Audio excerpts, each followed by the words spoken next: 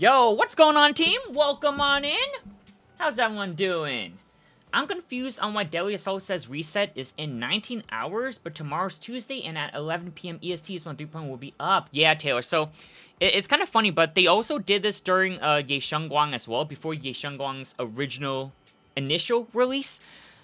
They like doing that as like a way to like kind of reset, I think, the, like just like the game mode. It's really funky, but they kind of essentially wanted to start right when the version comes up for their, like, Void Hunter release. Ye Shengguang also happened like that as well, where DA did end on, I think it was a Tuesday, back in the day. They ended at Tuesday, so... Yeah, sometimes there is funky resets time. So yeah, you'll definitely want to make sure you wrap that up before it ends. So the actual day is Friday for a new Deadly Assault. Oh, Deadly Assault will also get a new game mode. Yeah, I would imagine they probably want to try to, like, right, exactly, yeah. Because DA, I think DA resets tonight, right? I think DA resets tonight, if I'm not mistaken. I already did mine. Yeah, DA ends tonight. So make sure you wrap that up. And then SD still has an extra 10 days. So next Friday would be when it ends.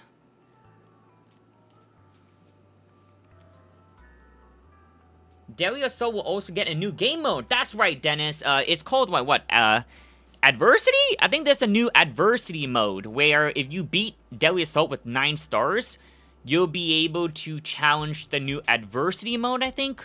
And I think there's even more rewards as well. I think they mentioned maybe 100 polychromes. So, like, damn. Well, more polychromes always nice, but it's probably gonna be really hard, though. I forgot about that, honestly. Yeah. Well, you need 9 stars, which I am never getting. 9 stars is really hard, man. 9 stars is insanely hard. I feel you. Well, at least you're finally pulling. So true. Yeah, soon I'll beat all this endgame. Yeah. Once we get that Haramasa, like M6, doesn't matter. Doesn't matter what boss it is. We're going to crush that boss with our M6 Haramasa. So, that's the goal there. That way Ace gets to keep playing Haramasa. And, like, overall... It's one of the benefits for investing vertically. Just use the same team and you can probably be able to hopefully beat the bosses pretty easily. Oh my god, 301 Ether. Oh, yeah. Yeah, dude, I have 301. It's insane. 400 from DA plus 780-ish from Shiryu. Yeah, exactly, Dennis. Exactly. Yeah, normally we get 300, but with the new adversity mode, we'll get like an extra 100. Which honestly, DA feels... like, it does need a little bit more polychromes. 300 seems a little bit low compared to SD, so that's a nice little addition, I suppose. But yeah, dude, it's crazy that we have 301 Ether battery. I actually already used a couple, too, because I was trying to finish building up some characters, and even farming some new discs as well. So I actually already dropped, like, an extra 100 to catch up on some of my updated builds. Because I started doing some DA video showcases again, and I really need to update my builds, because my builds were just a little bit outdated. So yeah, I did drop a couple, but I'm saving a lot of these, of course, for, like, the new drive disc set. Like, Remiel is getting one, and, like, Claret's getting, like, a set as well. So I'm gonna be dropping these when, like, new sets come out. That's mainly what I use them for, so I can, like, actually, like... have like a pretty good drive disc set for the new characters that come out. So yeah, I'll throw some of these on the new domain set or area patrol set for Remiel and probably even Claret as well. And then I'm also planning on... oh, I have to use a couple on the Lumiflux chips as well, right? Because the Lumiflux isn't out yet. So I'll need to drop a couple of those so I can max out my Remiel as well. And also, I'm saving a lot for Sunbringer. Once Sunbringer comes out, man, it's game on. You want to see how many tuning calibrators we have? So, throughout my whole Zenless career, I have never used a single tuning calibrator.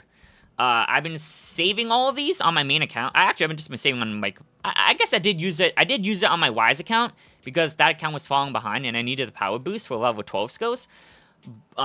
For hamster cages anyway. I guess that was referring to hamster cage, but actually, yeah, I didn't actually use this on my Wise account. But yeah, I'm saving these for Lady Sunbringer, man. Once the Lady Sunbringer comes out, I'm probably gonna try to see if I can get, like, a top crazy build for Sunbringer. It's gonna be freaking cool, man.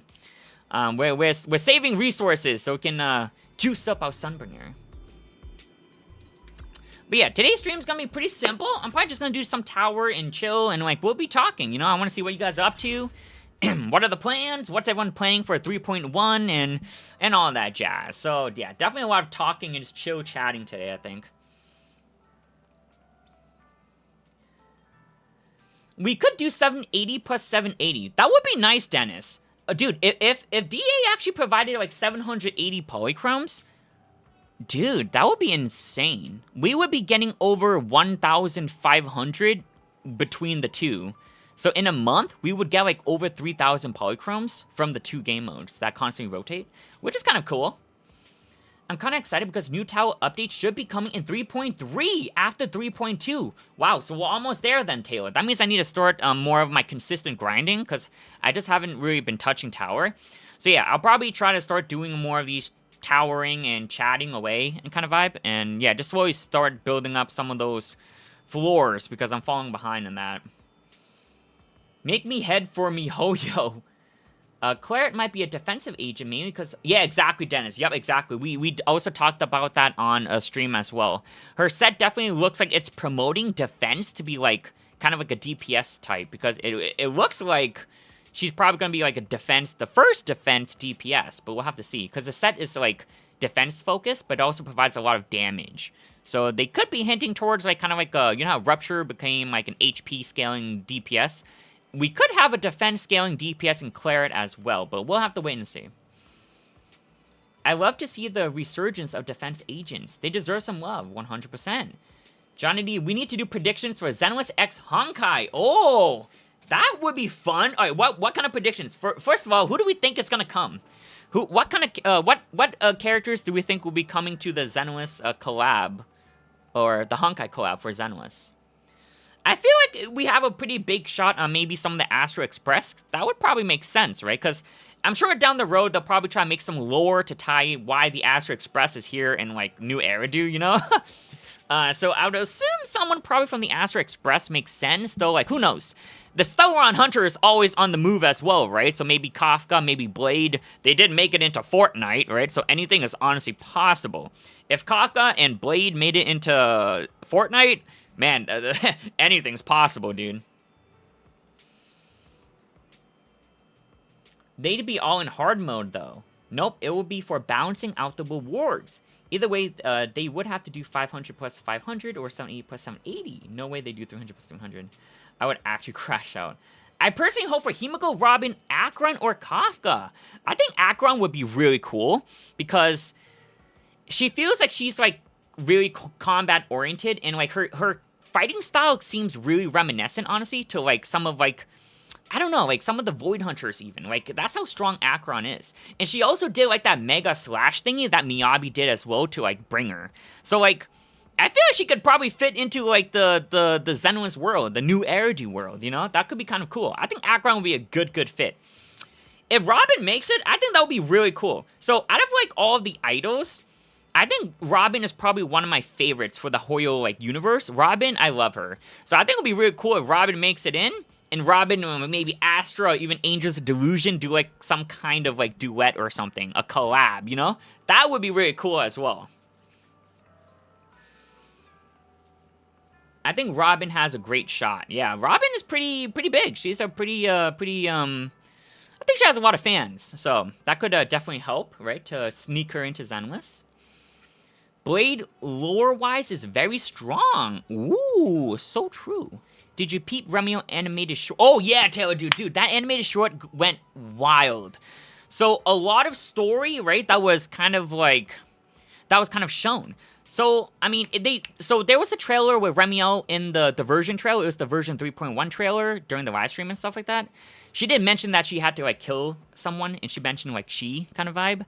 So, I mean, the assumption was that was her friend, but this trailer essentially, the anime short essentially just kind of confirmed that, yes, Remio did kill her Void Hunter friend, a very close friend of hers, named Belly, right? Belly. A lot of, like, it's funny, it's like Belly, like, for Velina, there's also Belly. I'm sure Belly's, like, a shorter name for, like, her official full name, but, yeah, we'll have to see on the official full name, but she is she is Colonel Vike, right? She is Colonel Vike.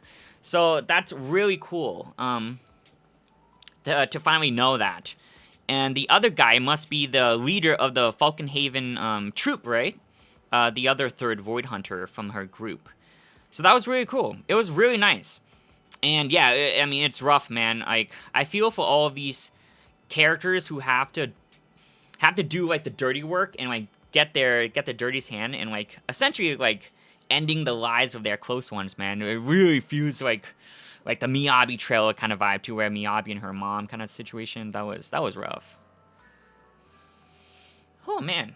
Hi, how are you? What's going on, Lazy Kitten? Welcome on in. We're doing pretty good. Just mainly chilling and talking today, and yeah, just discussing about 3.1 and everything. So yeah, mainly just talking, but hopefully you're doing well. Robin to collaborate with Suna and Astra. That would be cool, Dennis. That would be cool.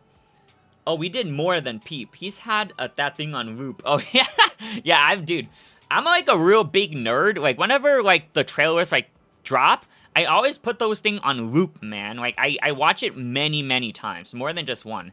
Even when I'm, like, doing my dailies and editing videos, I always just leave it on the side and, like, kind of just have it on the side so I can just watch it whenever. Very, very cool trailers, man. I'm a big nerd when it comes to those trailers. Ace, don't tell him what I did. 1 a.m., what am I doing? Huh? Ominous. Yeah, that's really ominous. Colonel Remio Den of the Guard of Staves. Exactly. Are you ready for Lillian and mob enemies to make it to the tower? Oh, yeah, that's gonna be crazy, Taylor. Dude, man, like, I think once Remiel Valina hits tower, yeah, dude, that's gonna be crazy. Oh, not to even mention, too, that, like, Remiel's Bang Boo also has really good, mobbing. Like the Bang Boo can actually kind of do, like, a semi-group. I want to say it's, like, as crazy as Nicole, of course, but some group of mobbing from the Bang Boo is, like, still clutch, you know? Like, that's actually really cool. I'm actually really excited for the Bang Boo. Those enemies are so tanky. Yeah, some of these tower enemies definitely are tanky, man. Holy cow. Yes, Remiel Dan is part of the Covenant of Devat, also known as Miss Colonel Remiel San of the Guard of Staves, or Vode Huntress Tempora Lumiflux. In Shiryu, they super bulky. Oh yeah, dude, Shiryu is a different beast. Like, Frontier 5, Stage 5, that one goes hard, man.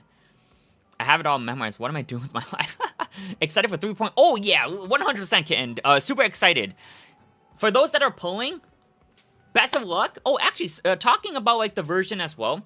So, the version in this, like, so servers are going down on Wednesday, by the way. So, since we have everyone here, we're gonna be rescheduling our Wednesday stream to Thursday, okay? So, yeah, since servers are down, and I don't think they'll be up until like 10 p.m. Eastern time or something like that, around 10 or so. So, yeah, we'll just reschedule our Wednesday stream for Thursday stream, same time at 7 p.m. Eastern. And on that stream, we're gonna be pulling for, yeah, essentially Remiel. And then I'm planning on Saturday stream, we can start doing the story. So, if you guys want to, like, you know, do the story beforehand, and then experience it and chill with us on Saturday, you know, just make sure to do it before Saturday. So yeah, just giving you guys a little bit of a heads up so you guys can do the story if you want to do it beforehand, and then we can all do it together on stream and react and stuff like that. So that would be cool.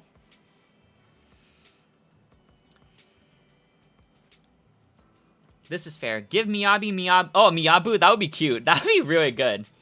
She didn't leave for the milk without a reason, right? Oh, Remy did not understand. This is the longest week of my life. Almost there, man. What's going on, Jericho? Welcome on in, man. But yeah, dude, like, holy crap. Like, crap. Holy crap, only about, like, less than 2 days, man. This is gonna be insane. It's 1:15 a.m. Give me a break. I think service does go down tomorrow. I think it goes down Wednesday. A lot of things are ending tonight, but I think the actual... Wait, how long does the banner last for? Oh, wait, server goes down tomorrow? Oh, wait, you guys are right, actually. Yeah, servers do go down tomorrow. For some reason... Oh, interesting. Well, even better then we're good for Wednesday. I don't know, for some reason, I thought me and Ace were talking about, like, Wednesday being down on Wednesday. Okay, yeah, we're good then. Okay, I lied. I take that back. So Wednesday, we are streaming. Same time. I think Ace thought that the service was going down Wednesday, so we were gonna push stream back to thingy, but okay, that's fair. Okay, so servers are going down Tuesday, so tomorrow night, yes, because everything is ending in 20-ish hours. Cool. All right, then. So yeah, if you guys are doing your post tomorrow, best of luck. Yo, Jericho, definitely keep us up to date, man. You're going for, like, the M6 journey, right? So, legit, when it drops, man, take pictures, post that on the Discord. Let's see the post, man. Best of luck, dude. M6, yo. That's gonna be insane.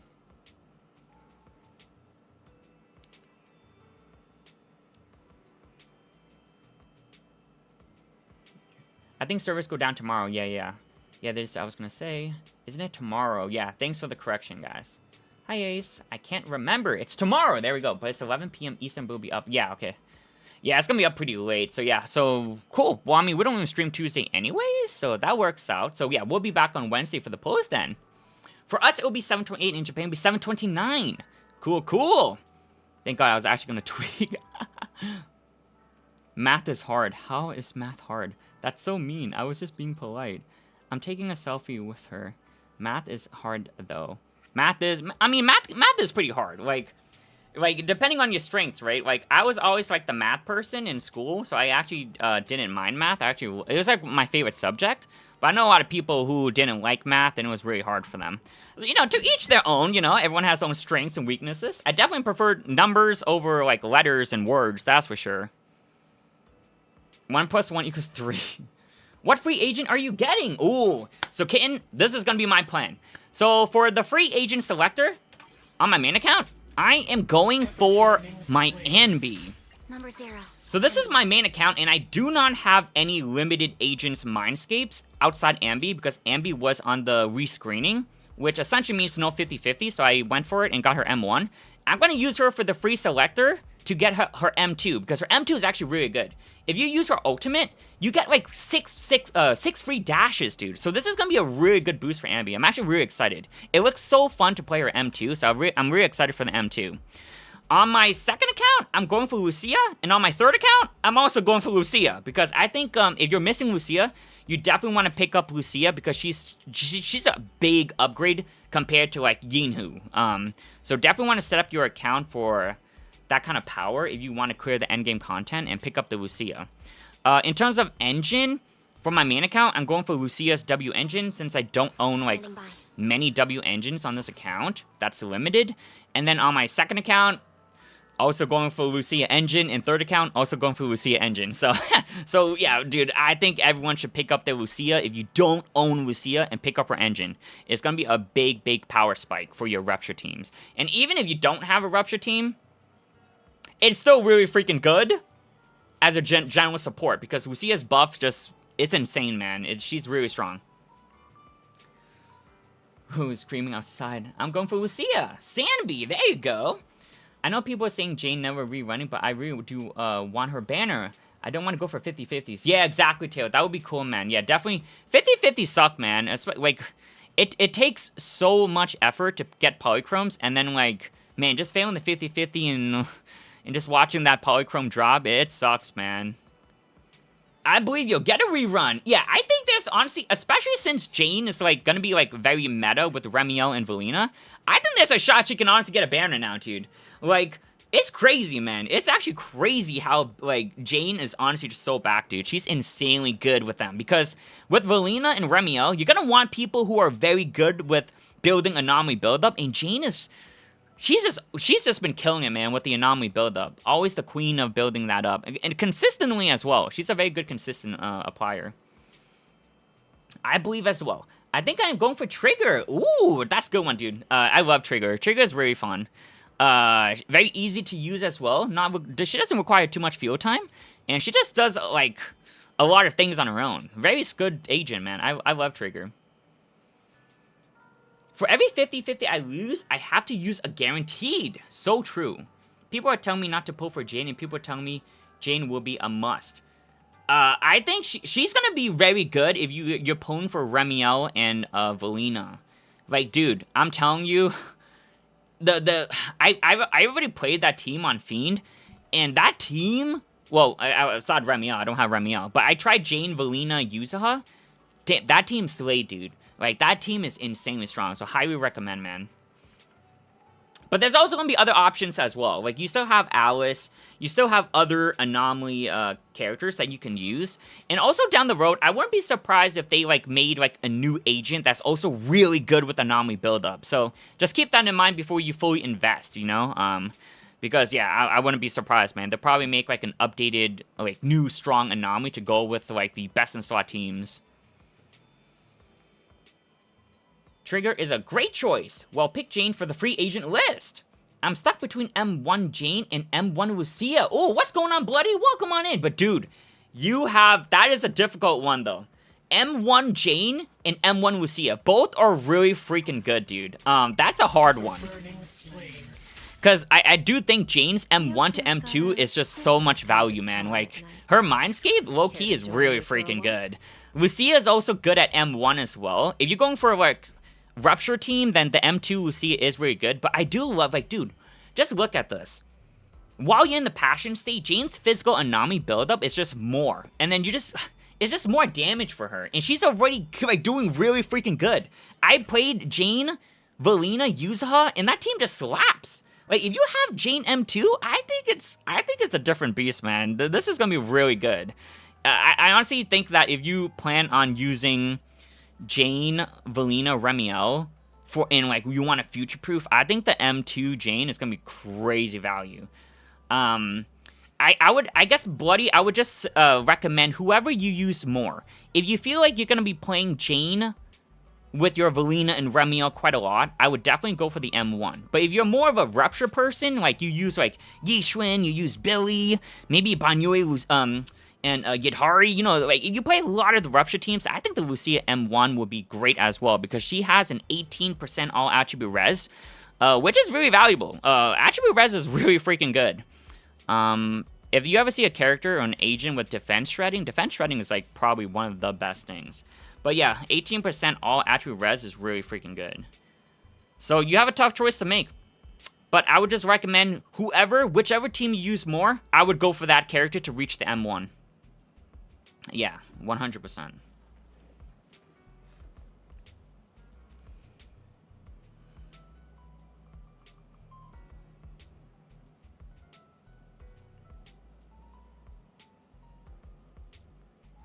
I was thinking Lucia, but I can get her on a rerun if I wanted her M1. Yeah, that's fair, Kitten, but you could probably do that for, like... I guess, to be fair, out of all the characters, Lucia has, like, probably the best chance to get reruns. We haven't really seen the other characters in a really long time. Lucia, at the top of my head, I would assume is probably the latest one out of those characters to get a rerun, so... Yeah, what you said does have, like, merit. If you want to just get her M1 in the future, you don't have to waste the selector now. Because she probably most likely will get a rerun. But yeah, I also feel like down the road, though, those characters that they're giving away can also have a chance to be more accessible. We are getting a custom signal search, so that could be something as well. And maybe in Collectible Exchange, if they ever update that thing, like, who knows? And even give us more chances to get special invitations, because that's also one of the... That's one of the bottlenecks that we have to wait for before we even use that shop, is the special invitations. That's a good question, honestly. Hi. Yeah, hopefully, what's up, Bloody? Long time no see. Hopefully you're having a good one.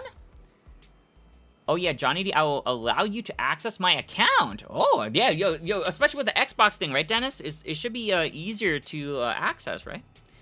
I want Sanby because I want to M6 every Cunning Hairs related character. There you go. That's really cool. Wow. Yeah. Sanby, she's very fun. She's very fun. I hope when the new S-Rank Nicole comes out, there's, like, some synergy between the, like, you know, either S-Billy or Sanby as well. That could be good. But yeah, we'll have to see. S-Rank Nicole. Maybe even a new S-Rank, like, Nekomata too. Could be kind of cool. Do you have, like, Valina or planning to get Remiel? I'll figure it out first. Sounds good, Dennis. Sounds good, man.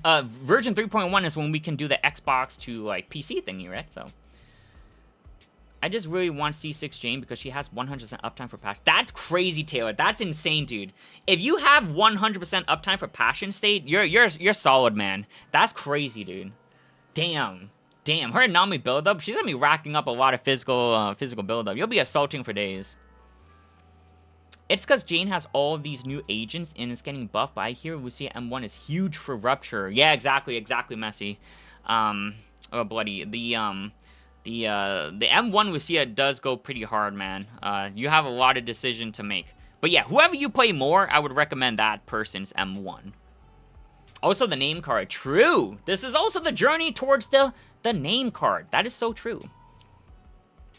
Jane has a great M1, M2, and M4. I will wait until the next Sambi rerun. That too. Oh, snap. I'll finally have her name card. Yeah, that's crazy, Tail. Congrats on the name card, dude. Let's freaking go. You'll have her at M3, right? That's insane, dude. Congrats. I got C2, W4, Jane. That's crazy, dude. Pretty far in already. Yeah, that's insane, dude. True. It's hard because I love Anomaly and Rupture. Oh, yeah, damn. That's crazy. I guess in the sense, too... Okay. I guess, like, down the road, too, we have to also think how possible is it to achieve, like... receive, like, more Lucias than it is Jane, right? We'll have to see. Because Jane is in the collectible exchange. The issue is the special invitations. If Hoyo wants to be more generous and start handing out special invitations more for, like, major events and stuff, and, like, you know, milestones, like, maybe, like, a Void Hunter release, and they're, like, hyping up the crowd, maybe they could give special invitations, and from there, Jane's already in the collectible exchange, so you can pick up free Mindscapes. But if Lucia isn't in the shop, then you won't be able to pick up your free Lucia. So that's why I think picking up the Lucia is just pretty insane, because she's really strong. Essentially, she's a must-have for any Rupture team. And that's why it's just mind-boggling that she's even in here in the first place. Because a lot of people are going to go for Lucia, just because of how busted she is. So, yeah, I mean, we'll have to see.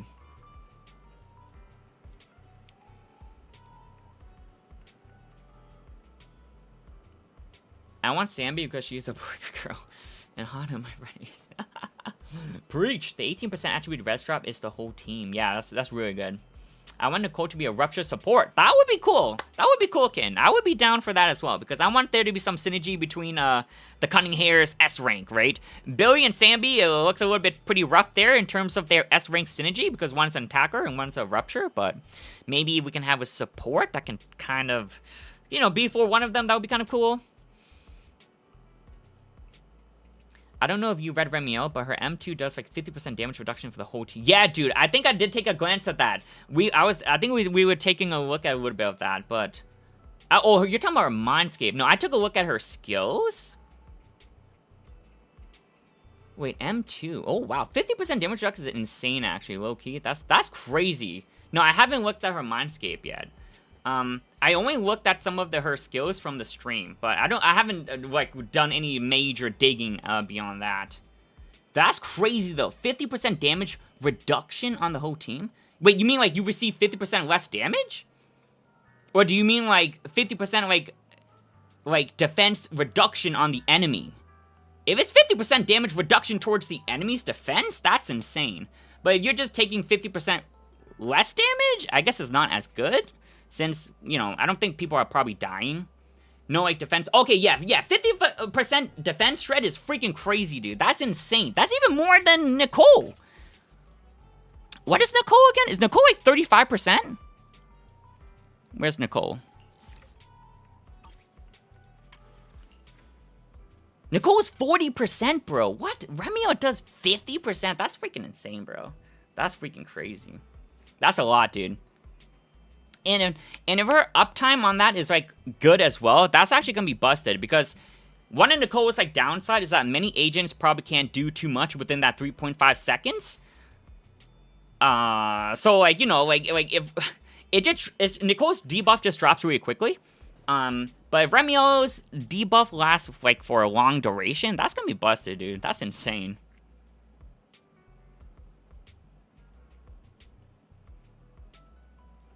Not M4, because I'm going to do the spending event and get M3 from the free selector. Yo, let's freaking go, Taylor, dude. That's freaking insane. Yeah, because if you do the spending event, the film goer thank you gift, and you max that out, they do give you 2 special invitations. So you're right. On top of getting your free Jane, and then the film goer thank you gift, you'll get 2 Janes. That's crazy, man. Congrats on the M4. That's freaking wild. Damn. Slowly making your way up to the M6. People are saying the free Jane ain't worth unless it gets her to M2. What do you guys think? I think, honestly, I think Jane M1 to M2 is, like, pretty solid. I think it's definitely worth. But I do think if you don't own Lucia, it's nice to pick up the base copy. If you own Lucia already, from there, I would just suggest whoever you play more, go for their M1, and who you're like more interested in building, like maybe like future-proofing your M2s, your M3s, your M4s, you know? But definitely pick up the base copy of Lucia, man. Trust me, it's a big difference. She's a crazy good support for Rupture, and you'll definitely want her on the team. And also, I'm on a guarantee for my next... Oh, awesome, rank. So I'll save that for M5 Jane. There you go, dude. Wow. I mean, to get M2, you need to pass to M1 anyway. So if you want to build her, it's still a good pickup. I knew the bonus was for the whole team. They made me think I was losing my mind. I don't know if it's for M2. It's one of her mindscapes. Oh, cool. Okay. Okay. Yeah, I'll take a look at it once it's officially out. It hasn't been officially shown yet, right? I usually just wait for the in-game because I don't really know. Things could change and stuff like that, I suppose. We got this all planned out. Well, I'll probably have the whole path to decide. True, true. Hello, everyone. What's going on, Alito? Welcome on in. John's doing good to you. Thank you, Alito. Thank you, thank you. Hopefully you're doing well. Yeah, I mean, start of a new week. Hopefully everyone's week is going well.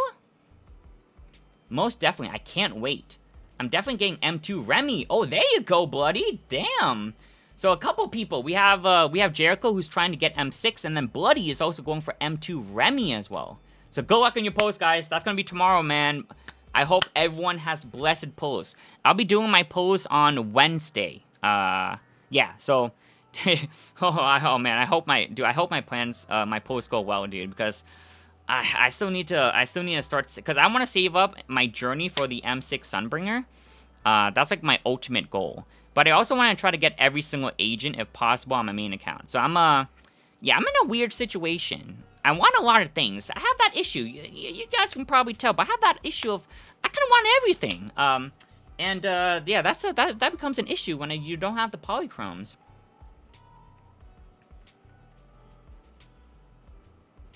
Some things are set in stone. John, I have something very important to tell you. Oh, what's that, Alito? Let's hope so. I swear this week has been so slow. Yeah, Bloody, that's what it feels like. It's definitely been a slow week, man. Holy. I've been hearing that a lot. This month has been so long. Yeah, I can't wait for Haru rerun. That's true. He'll get there eventually. Yeah, that's true. That's true. Haru rerun is very, very, you know, I mean, this just gives Ace more time to save up.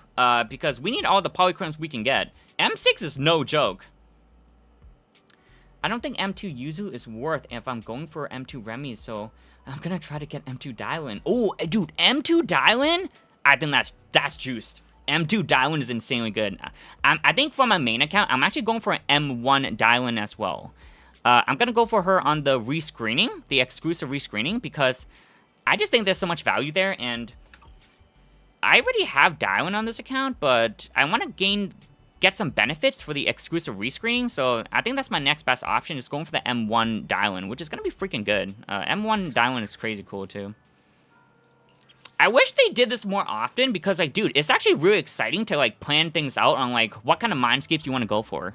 You know, like, it takes a lot of thinking to see, like, what kind of mindscapes you want to go for, and I love the fact that they just have this for, like, Yuzaha, for Dylan, and even for Haramasa, right? You don't really think about mindscapes often, but when they have, like, a good deal like this, you kind of want to think about the mindscapes, you know?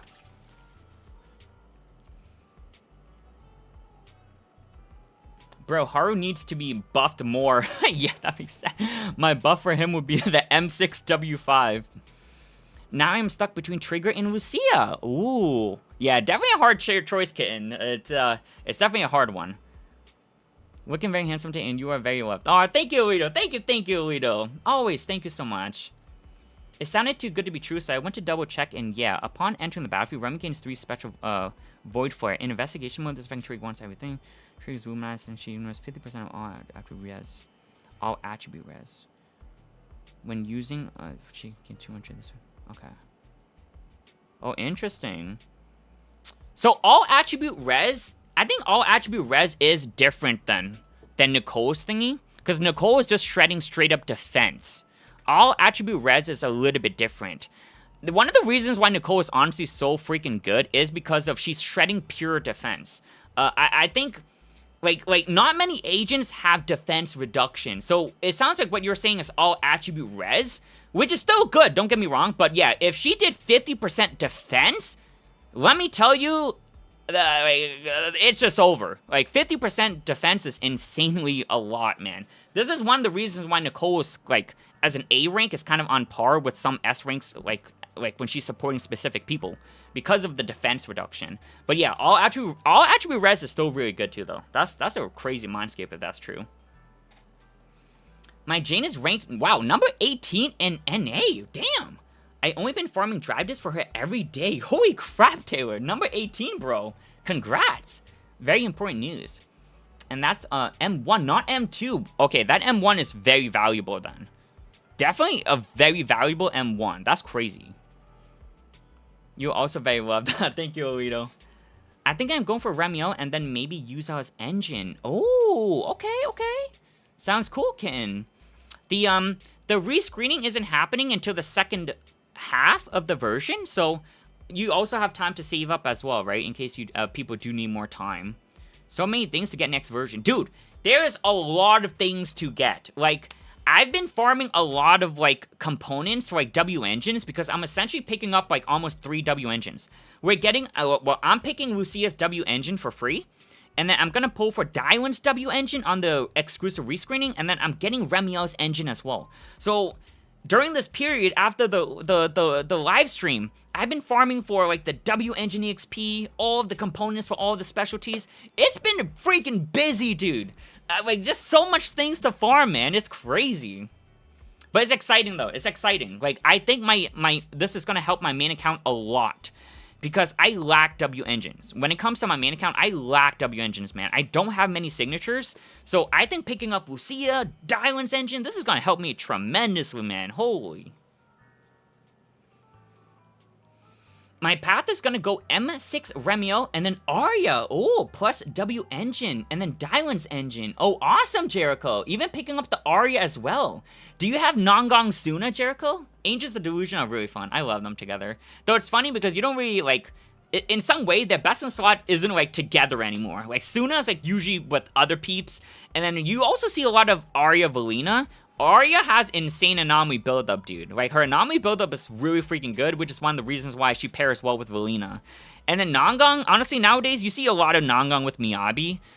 Just because, dude, Miyabi, Nongong goes insanely hard. So, like, it's really hard to find, like, opportunities to, like, break Nongong out of the Miyabi teams. Just because I really feel like Miyabi kind of needs Nongong to be in the team. I think when it comes to team comps, man, I think Miyabi needs more options. Because ever since Nongong came out, and with the HP inflation, her old style of teams doesn't work as well as, like, having Nongong. Because there's just so many bosses that require you to stun, and that's where you need Nongong, because Nongong's insane stunner.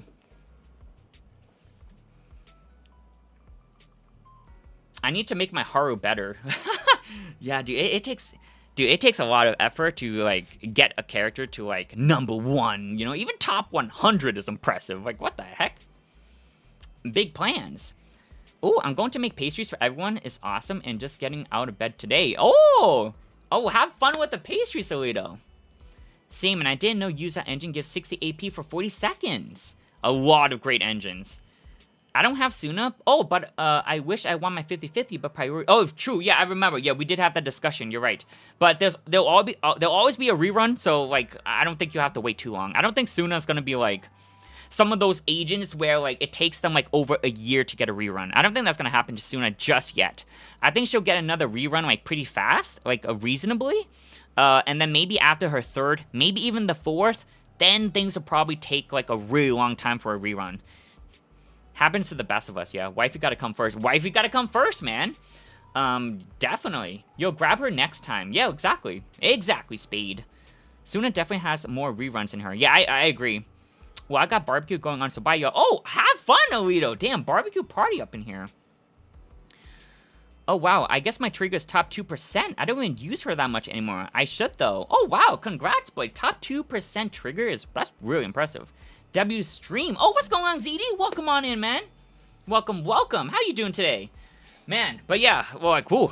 I guess we're caught up on chat, so I'll just gradually do some tower in the background. But yo, guys, keep the conversations going, man. This has been really fun, dude. Pick me, and I've definitely been slowing down my tower grinds. So I do need to pick it up, but like, man, I just chatting is just way funner too, though. So I'm not really too fixated on like having to climb like an X amount of floors each stream. So I'll honestly be reading chat a lot too, because yeah, tower is one of those things. It's pretty endless grinding. So and we still have time, so I'm not too stressed about it just yet. All right, let's just run the same team, so I don't have to think too hard about swapping builds and stuff. Let's see. We're probably gonna be running double Ether Veil, but I'll put in Dial-In just in case as an option. And I do want to do me some, there is this, like, machine that, like, you kind of need to do the physical anomaly, assault to break. So I'll bring in some Alice as well with Valina. I think everyone should have stuff, so we should be good. Let's bring Miss Esme here, and that should be good. Whew, alright. Using an ultimate for the boost. Very cool. That's not bad.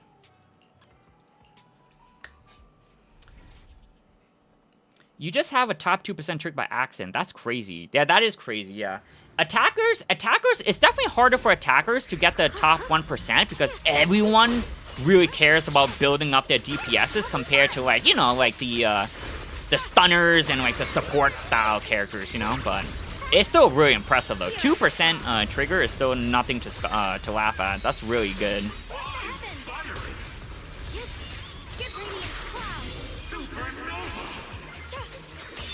Yeah, I need to try to see if I can save a lot of resources for my my Sunbringer, because oh god, I gotta be careful. Because I really want to try to see if I can get a decent Sunbringer. I don't think I can afford to drop all resources to like get top 1%, because I have a lot of characters, and whenever you have like a lot of characters, and I do try to showcase a lot of characters as much as possible, so I have to make sure that, like, as a content creator side of me, you know what I'm saying? As a content creator, I love to try to have access and accessibility to all agents so I can, like, showcase them.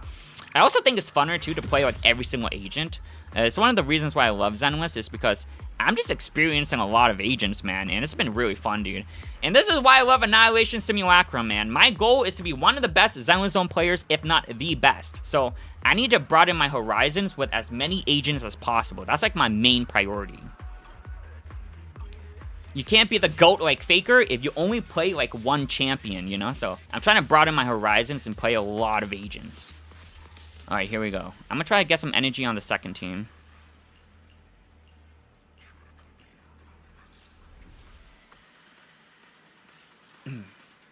Okay, got some commissions, but glad I stopped in. I'll be back later. Oh, no problem, Jericho. Have a good one, man.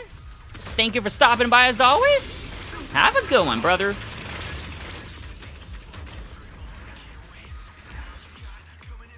My Haru is like top 5%. It's so over. I mean, once you get the Mindscapes, dude, your Haru is gonna crush it in tower.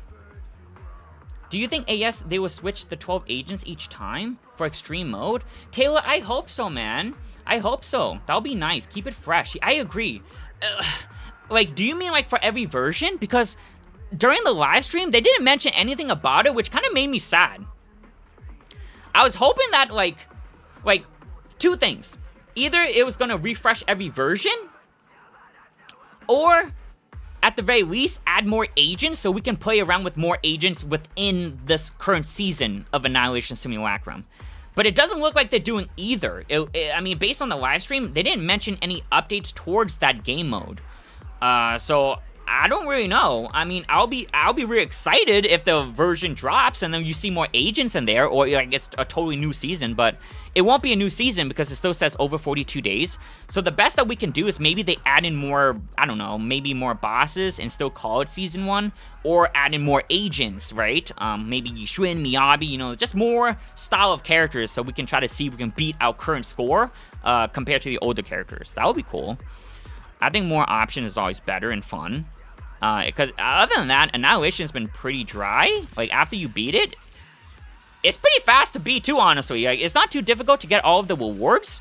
So that's why I was kind of hoping that, like, it would be more of, like, a version update, but doesn't look like it. Oh, wait. Mess up the order there. Yeah, for every version, Miasma Gishrin, that would be crazy.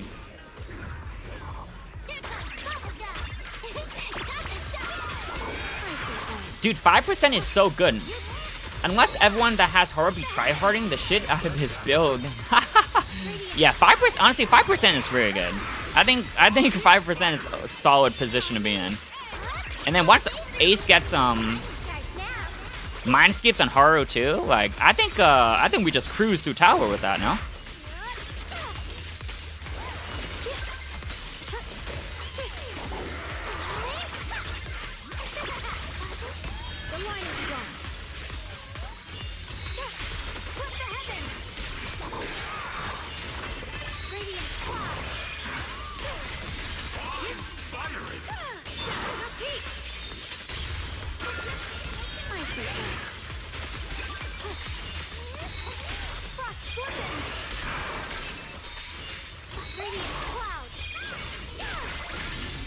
Probably go for my ult here. I have a lot of energy. I should use those first.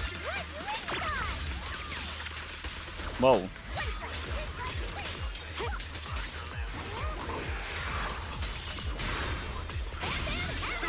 Bop.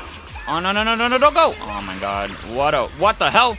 Oh! I'm gonna ult that, bro. I think I wasted my double dodge, so I have to ult high for him.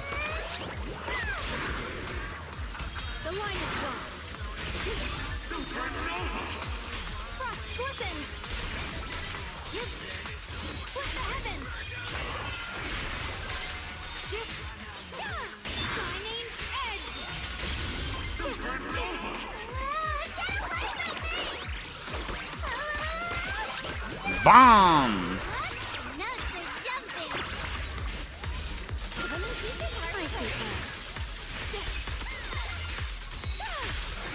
Wow. It's funny because his P6 is low-key super trash. P6 is so evil, honestly. Yeah, I would say I agree to that as well. I think when it comes to the partition, like the drive disc pieces, I think 6 is the one that I struggle the most with. I can never hit it, man. I just can't hit it, like, you know, like attack with like your crit stats or HP with the crit stats if you rupture. Even like Anomaly Mastery with AP attack percent, it's pretty difficult, man. I just can't hit. My 5 and 6 aren't too bad though. Those ones are pretty good. This is why I need to use my tuning calibrators so I can fix the ones that are bad, you know? That's the power of the tuning calibrators. But they're limited. And even when you craft it, the rolls could be really bad, so... Whew, always a difficult position.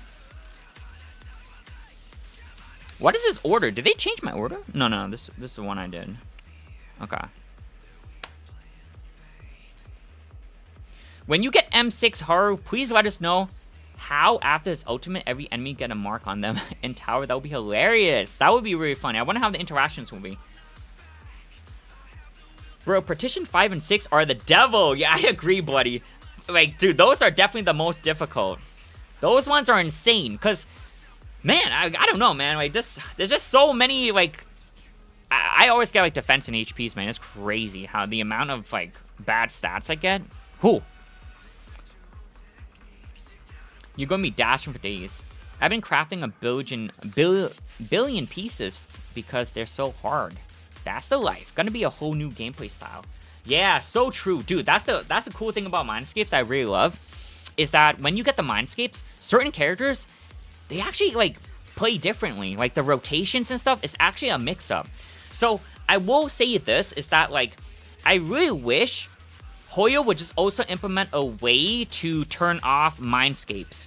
Because one of the things, like, I would love to be able to do, even if my character is M6, is still be able to showcase them at M0. So this is why I have multiple accounts. So whatever account I go for that has Mindscapes, unfortunately for the other account, I have to try to build that same team and try to see if I can go with an M0. Because it's always nice to be able to showcase teams at M0, because not many people will probably have the ability to go for Mindscapes. I think nowadays it's really common to just go for the base agent and then their W engine.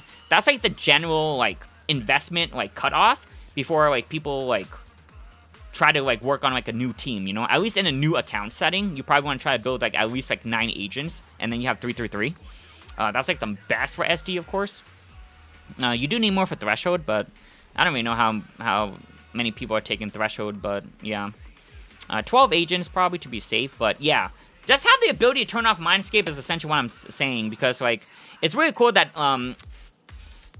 NTE actually has the ability to turn off like your mindscapes, which is really freaking cool. So like you can still showcase and play teams or agents or characters at their base raw form, which I really like. I hope they add any more elements because each element adds a new main stat with SWAT 5. Oh my god, Taylor, that's so true, dude. That's actually so true. Holy cow, that's actually so true, dude. They need to stop with the new attributes. Like, wind was fine, but why is Lumiflux a new thing? Oh my god, wait. Can we actually get Lumiflux as a main stat? Oh, dude, that's gonna make Partition 5s harder if you actually need the attribute damage. Will Lumi be a main stat for SWAT 5? That's a good question, too. I wonder the same, dude. That would be so true. There's only one character that can even utilize that. And I bet you it will probably stay that way. Because Lumiflux is supposed to be like a unique special attribute for Remiel. So you add that to like other drive disc pieces? I think that's a little troll, no? Yes, toggle mindscapes. I think that would be cool, Taylor. Toggling mindscape, that would be sick, man. Yeah, toggle mindscapes when? Exactly. I got Shungus when she came out. Took 5 to 6 months to min-max her. Even then, I'm still tweaking her. Yeah. It's also kind of awful because Shadow Harmony is paired with Faith and Melody, and I have like no anomaly each. Oh yeah, dude. It really sucks when you desperately need a set, but the other area patrol like offers like a set you don't need. That's where you need to really save your Elfie pose, because the Elfie pose should be used on the set that you desperately need, you know? Yeah, that's the struggle of area patrol. Okay, I need to use this team now.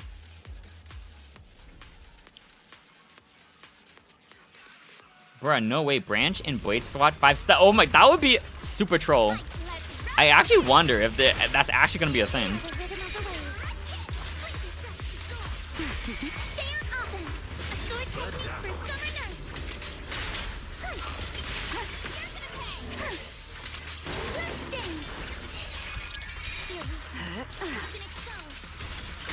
Beware, the pressure is rising.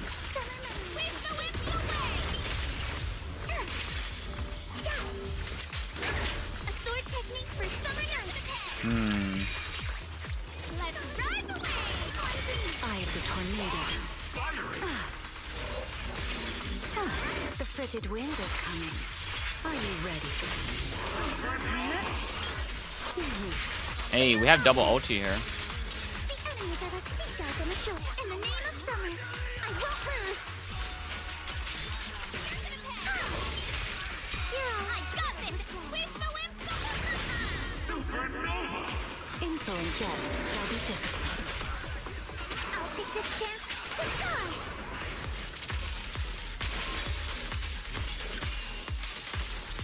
How rude of you. Be gone.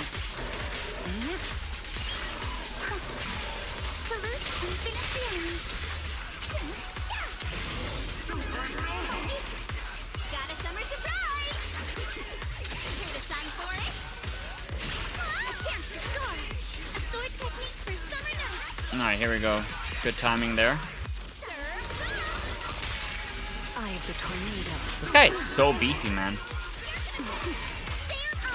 It's been a long time since I did Tower, and I just forgot how long these battles really go for.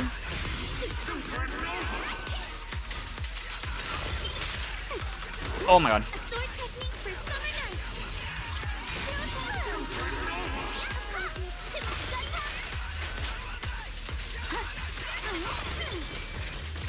Oh god. Torpedoes launching. Bro, Alice, please. She was like 99% from stat. Is that all? A chance to score. The enemies are like seashells on the shore. Your weakness has been exposed. You've been warned. I think I'm still good. I don't think anyone got a hit. The frigid wind is coming. Are you ready? The enemy is fatigued. This one's unruly. Yeah. Stay on offense. Keep it up. I'm a hold here, dude. This is dangerous. One more last assault, please. Okay. How long was this one? 242. Okay. What? We got Primordial Nightmare on the midway floor. Okay. That is a thing. Interesting, interesting.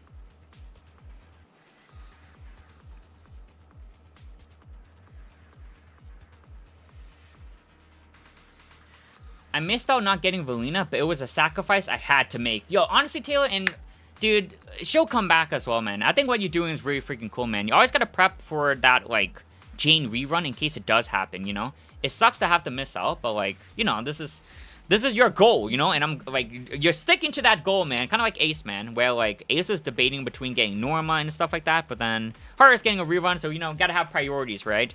In this case, we don't know, like, what's going to happen with Jane's banner if she's getting one, so, like, I think it's fine to, like, you know, at least save up like a good stash, and then from there, like, down the road, when Valina gets a rerun and you're like, yeah, it's been a while, let's get some power for Jane, then you could pick up the Valina whenever you want. But right now, I mean, we gotta see if Jane gets the rerun, you know, so you can try to finish her too. I think that's fine. Patience will pay off, you know. I think patience can pay off. Have to prioritize. Exactly. Right, it'll be sick if they made one. That's why the mobs be big. Usually Winstuff post them together. Yeah, exactly, Taylor. Exactly, dude. What about people without a win agent, though? What am I supposed to do? They should make more win agents. I hope they do, man. Like, it's kind of crazy that, like, we just have one so far, and in 3.1, it's not looking like we'll have another one. So we'll have to, at the very least, wait for 3.2. If we don't get another win agent in 3.2... that's a little, like, whoa, that's kind of crazy, you know what I'm saying? Because there's a lot of agents with, like, cool mechanics, like Pyrosis, with, like, Pyrosis left branch being, like, synergy with, like, wind and, like, contamination effect and stuff like that. So, yeah, hopefully we get some more wind agents. That would be cool. Like, imagine a wind agent support. That would be kind of cool. Oh, we just got to suffer. This is what I'm saying. I'm low-key praying Severian is an anomaly agent. That would be cool. Severian would be the first male anomaly agent, which we do not have. So, I mean, and I think it's possible, man. Severian with Seth, like, come on. The low brother synergy has to be there. Like, make it happen, Hoyo. Let's do it. Or give us a free A-rank wind anomaly character. Oh, that would be, yeah, Taylor, I think that's a great idea as well. I think we should have, like, an A rank that's at least a win, so we can at least use wind. You know what I'm saying? It's kind of like Ginhu. I loved how Ginhu was like a very budget option of Lucia. So if you didn't have Lucia, at least Ginhu can like help you and like, you know, start somewhere. You know what I'm saying? So I think having like an A rank win agent is like a nice little way to like have that, because like, dude, they're probably gonna introduce some crazy wind mechanics, and you probably do need a win agent, and just having that accessibility as an A rank character would be very helpful. That way you don't have Alina, you're not like totally toast, you know, you can still use the A rank option. Plus, it will make sense since you can pair him with his brother Seth. Either way, please make another win agent. Right, exactly. Let's hope so. Having only one agent have access to such a core mechanic is crazy, yeah. It's crazy because after M4, I'm on guarantee for M5. So then I just need 180 posts to secure M6, assuming I lose to 50-50 and go to hard pity. Right now I have 320 tapes, Taylor. That's really impressive, dude. 320 tapes. After I'm M4, I'm on guarantee for M5. That is so... Wait, dude, you're so close, dude. You actually just need a Jane rerun. Once a Jane rerun happens, I think you just... Surely the M6 is in the bag. That's freaking cool, dude. Yo, let's freaking go. Yo, maybe 3.2? Maybe 3.2 could be the one, man. That's really cool. You're actually almost done. You just need the banner to happen, honestly. I agree, dude. I agree. With 320 pulls, you're feeling pretty good. The more I run the math, the more I get worried about my Haru pulls. Yeah, Ace was, so I think there was like a site that like calculated how many pulls you had, and with like, I think he said average luck. what you would get. And I think Ace said with 150k polychromes, or like whatever stash he has, he was only guaranteed a 50% chance to get M6W5. So a 50-50. Yeah, that's, yeah, Ace doesn't really like those odds, considering that we want to just get the project done kind of vibe. But damn. Surely you'll get everything. You've been committed for so long. I know, right, Spade? Like, surely Hoyo would bless these posts. Surely. That would be insane if we don't get it. Oh my god. So that's why I'm telling Ace, like, dude, we gotta do all the polychrome, like, missions and stuff. All those side quests, we gotta finish those. Those are polychromes right there. So we need to guarantee that Haru.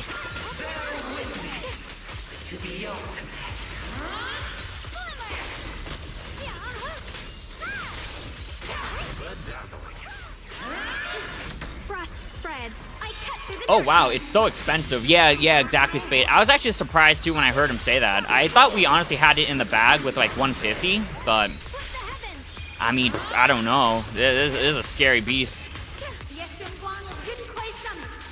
The 50-50 is a true nightmare, man. That's why, like, dude, that's why, like, when, like, I'm not even exaggerating when I say this, but when I was playing NTE, I was so surprised that there was no 50-50. Like, I just played, I guess, too many, like, Hoyo games, and, like, just never thought of the possibility of a game not having the 50-50.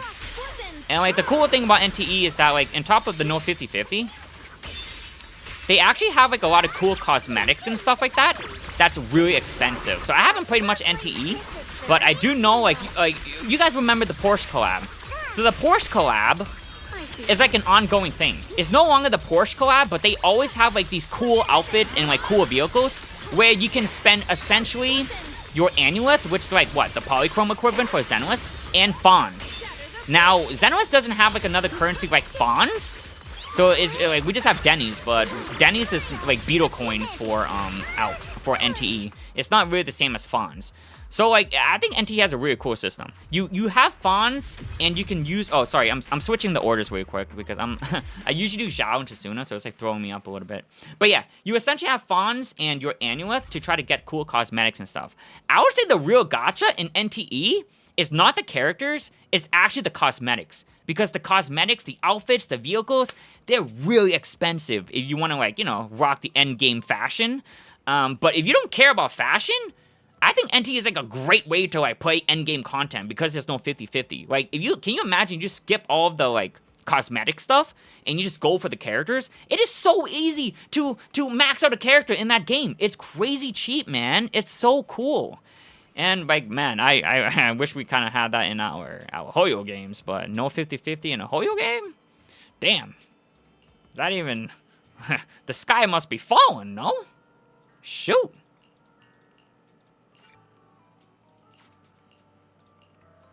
But yeah, it's a very cool system. I envy that. I really envy that. I think one of the worst, like, player experiences, honestly, is failing 50-50. It's a true nightmare. Though I will say...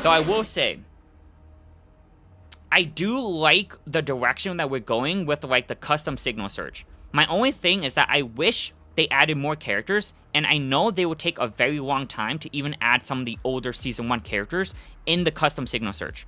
I think it's just way too slow, and, like, dude, just, like, I don't mind failing the 50-50 if I can pick up a character that I actually genuinely want as well. You know what I'm saying? Like, there's a lot of value in that. But... currently, we only have 3 characters coming in, and I'm actually really excited for Juyuan, Caesar, and Yanagi. I would love to pick up Mindscapes for them, because I actually, like, wouldn't mind, like, trying to build them up and play around with their Mindscapes. But, like, it's still 3 other standard characters, you know? So, like, we're not quite there yet, but it is a cool system to have, so it makes failing the 50-50 less miserable. Because, seriously, failing the 50-50... especially you fail it multiple times. I do not wish that on anybody, dude. Failing the 50-50 multiple times and not getting it early is the worst experience, dude. It's actually pretty sad, dude. Like, I feel really bad for those kind of players. It actually happened to me in Star Rail, dude. I lost 4 50-50s, including 1 75-25. It is not a fun experience. You waste so many resources, dude.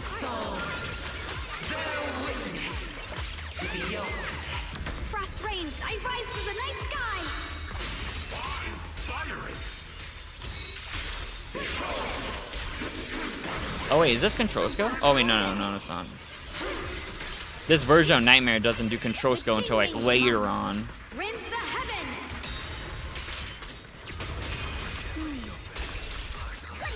Follow-up attack. Flip. Here I draw. Radiant cloud. Flip the heavens.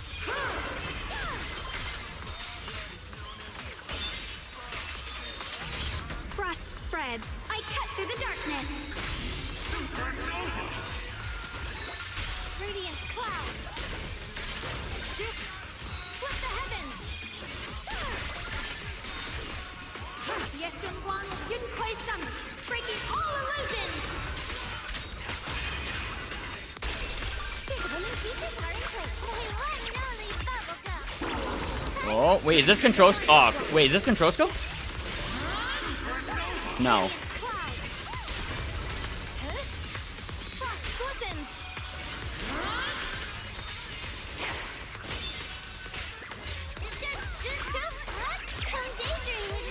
Alright, Nightmare, when we doing it? When we doing it? Here I draw. Flip the heavens. Radiant cloud. My turn now. I'm gonna do my best. Smile, smile.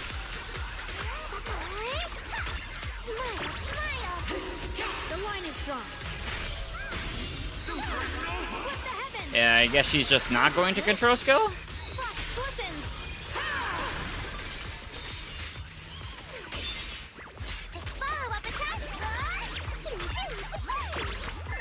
I figure she's about to do it now, so let's try to see if we can stun her. Oh god. Oh, not close enough.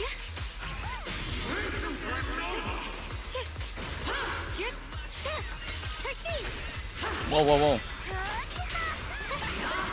Cut through darkness.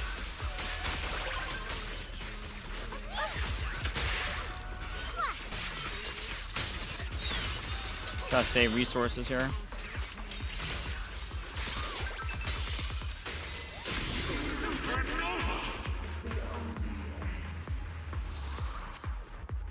Imagine if ZZZ was like that. Think of all the cool horror outfits. That's what you got out of that? Dude, a lot of characters would have like pretty cool outfits. NTE does release a lot of outfits pretty fast, honestly. But honestly, Zenless isn't like too bad too when it comes to outfit, at least in terms of like a Hoyo game. I do want to say I do genuinely think Zenless released the most outfits compared to Genshin and Star Rail.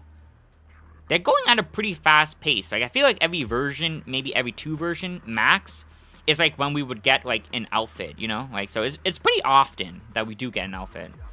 At least during summertime. I guess summertime makes the most sense. Like this summer we have a lot of outfits. So that's kind of cool, I guess. How do you feel about the Horror Monster rerun? I can't wait. I'm trying to lock into some last minute polychrome farming. I need his M6W5. This is my only shot.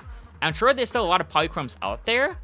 Yeah, honestly, there's so much to pick up. I just need to lock in. Yeah, dude, there's a lot of outstanding polychromes that Ace can still pick up. Like, there's still a lot of, like, some of the game modes that, like, probably hasn't been fully completed. So we can pick those up. All of those, like, other types of games. Even side quests. Dude, there's so many side quests. And if you just look through your, like, quest log, they all give, like, you know, it's, like, small amounts. But, like, there's a lot of small amounts, you know? So, like, those 10 polychromes, those 20 polychromes, those will stack up. And we'll definitely want them when we need them. So, definitely best to do it now. It's an interesting choice to rerun him. They didn't need to, like, put another really good agent on there. Daiwon and Yusa rerun is, like, really good. So, they took pity on him. That's fair enough, yeah. Did they, though? Yeah, I mean, I guess it's nice to just have, like, some form of, like, an attacker on there. I guess they wanted to kind of split it between an attacker. You could also do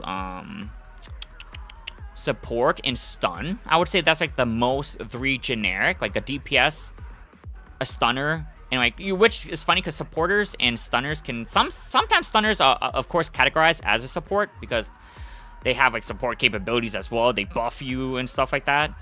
But yeah, I feel like the Haru rerun was, I mean, he's been the longest character so far that had yet to receive a rerun. So I think it's like a great way to like bring him back, man. Like, it's anniversary. Let's give the character that has not received a single rerun yet get the first one during anniversary, which is fair. And I don't think Horio is like too worried about like the sales too, because I think they know for the rescreening, a lot of people will probably go for Dylan, and probably secondary would be Yuzaha as well. And then like regardless, the exclusive rescreening will probably just be like a successful banner with a lot of pulls on it, you know.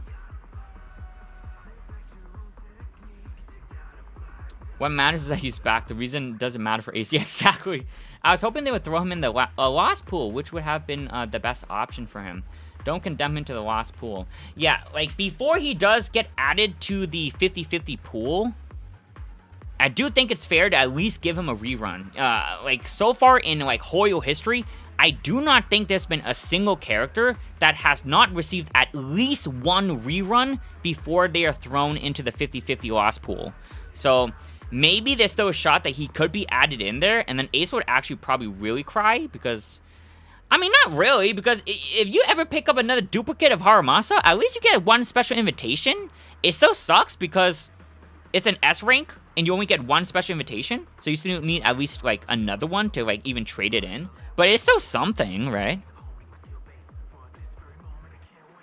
If he got added to there before he got a banner, I would never M6W5 him. Yeah, it'll be it would just be a lot harder. Yeah, I think it'll of course be a lot cheaper, because at that point you'll just get it for free. It'll just take an extremely long time, like probably 3 to 5 years to like get that M6 down. Though I guess if you're added in the 50-50 pool, whenever they do like the stable channel agent giveaways, they sometimes extend it to like some limited agents from the 50-50 pool too, maybe. So you could pick up a little bit faster, but it'll still take a very long time, like definitely a couple years. Okay. Wow. Here we go. Next one. This is still set 1, by the way, but this is what we're doing. You know, we're gonna chill, we're gonna chat, and yeah, we'll slowly make progress. I honestly do not mind anymore. Dude, I just can't wait for 3.1. 3.1 is gonna be really fun. I'm actually looking forward to like doing the story and stuff. It was actually really fun doing like season 3 on stream. I actually had a lot of fun doing it on stream with everyone. So yeah, I'm very excited to do 3.1 again. Well, continue the streaming with the newest chapter. Oh god, that was close. Leave it to me. Radiant clouds. Split the heavens.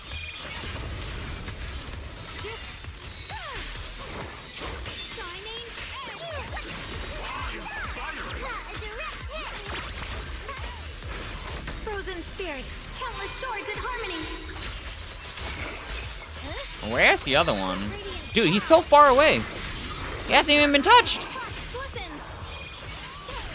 Dude, that's the struggle of Thanatos. Let this sword array send you away. Oh my goodness.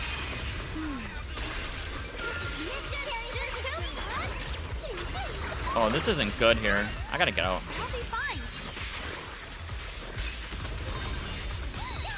Radiant cloud. Split the heavens.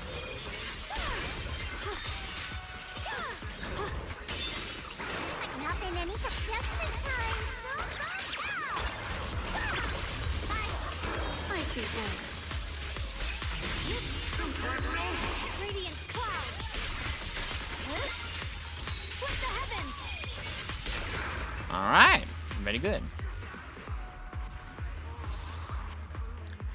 I know, but it was a weird decision to rerun now of all times. I think it was a fine decision, honestly, because imagine if they put, like, I don't know, Yishengwang on that banner. It'll be 3 agents that mostly everyone wants, and it'll be hard for people to pick. It wouldn't make a lot of money, no?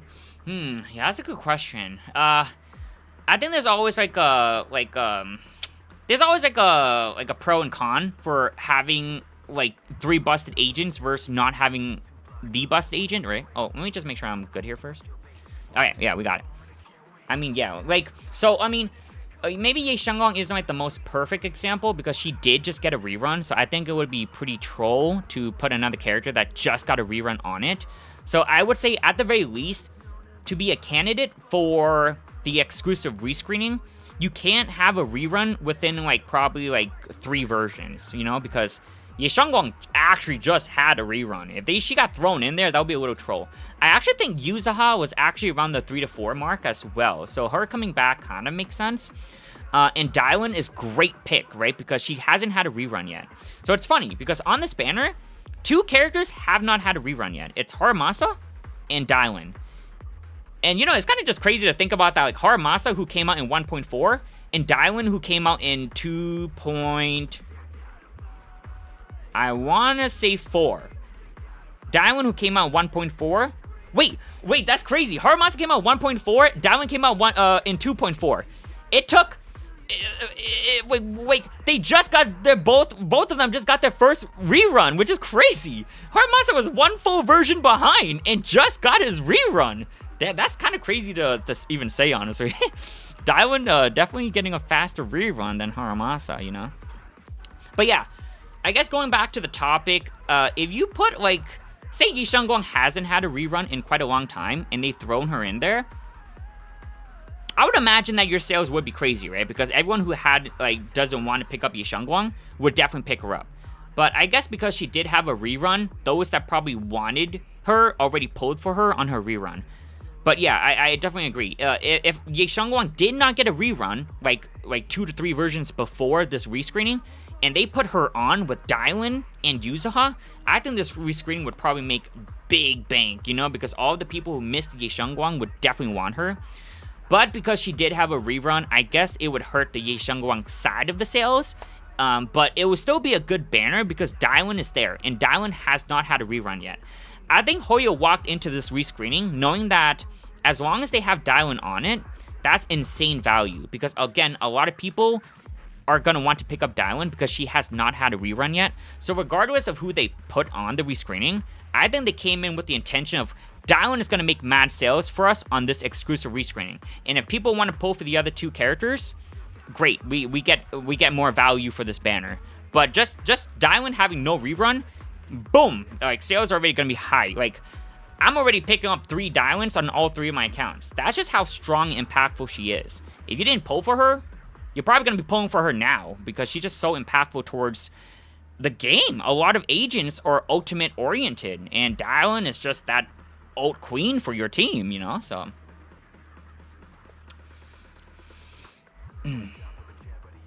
I know, but from a meta standpoint, he is not making a single cent from him, and people who wanted him to have a full session and some change to save. You have new Void Hunters, one of the best hunters in the game, and the best anomaly support. Yeah. I mean, it's one of those things where, like, I think Hoyo is like, they're smart about it. That's what I'm saying. They're already making a lot of money from this. Yeah, exactly. I think that's fair too, because you don't want to put all your eggs in one basket. You do not want to put all your eggs in one basket, because if you have everything is good, because if everything is just good, everyone's just gonna be poor, because everyone's already gonna be probably poor from Remiel, and even like the exclusive rescreening with Dylan on it. I think, like, this is the thing. If everyone is going, like, mostly, I think most people would probably go for at least 1 rescreening because there's no 50-50. Once you get your no 50-50, you're probably done. And you'll probably just be saving up for future updates, right? Especially since Remiel, everyone's gonna get her. So, like, this version is already jam-packed with, like, revenue for Hoyo. So I think if they put in, like, even more characters, you're not gonna make much sales because everyone's already poor. You know what I'm saying?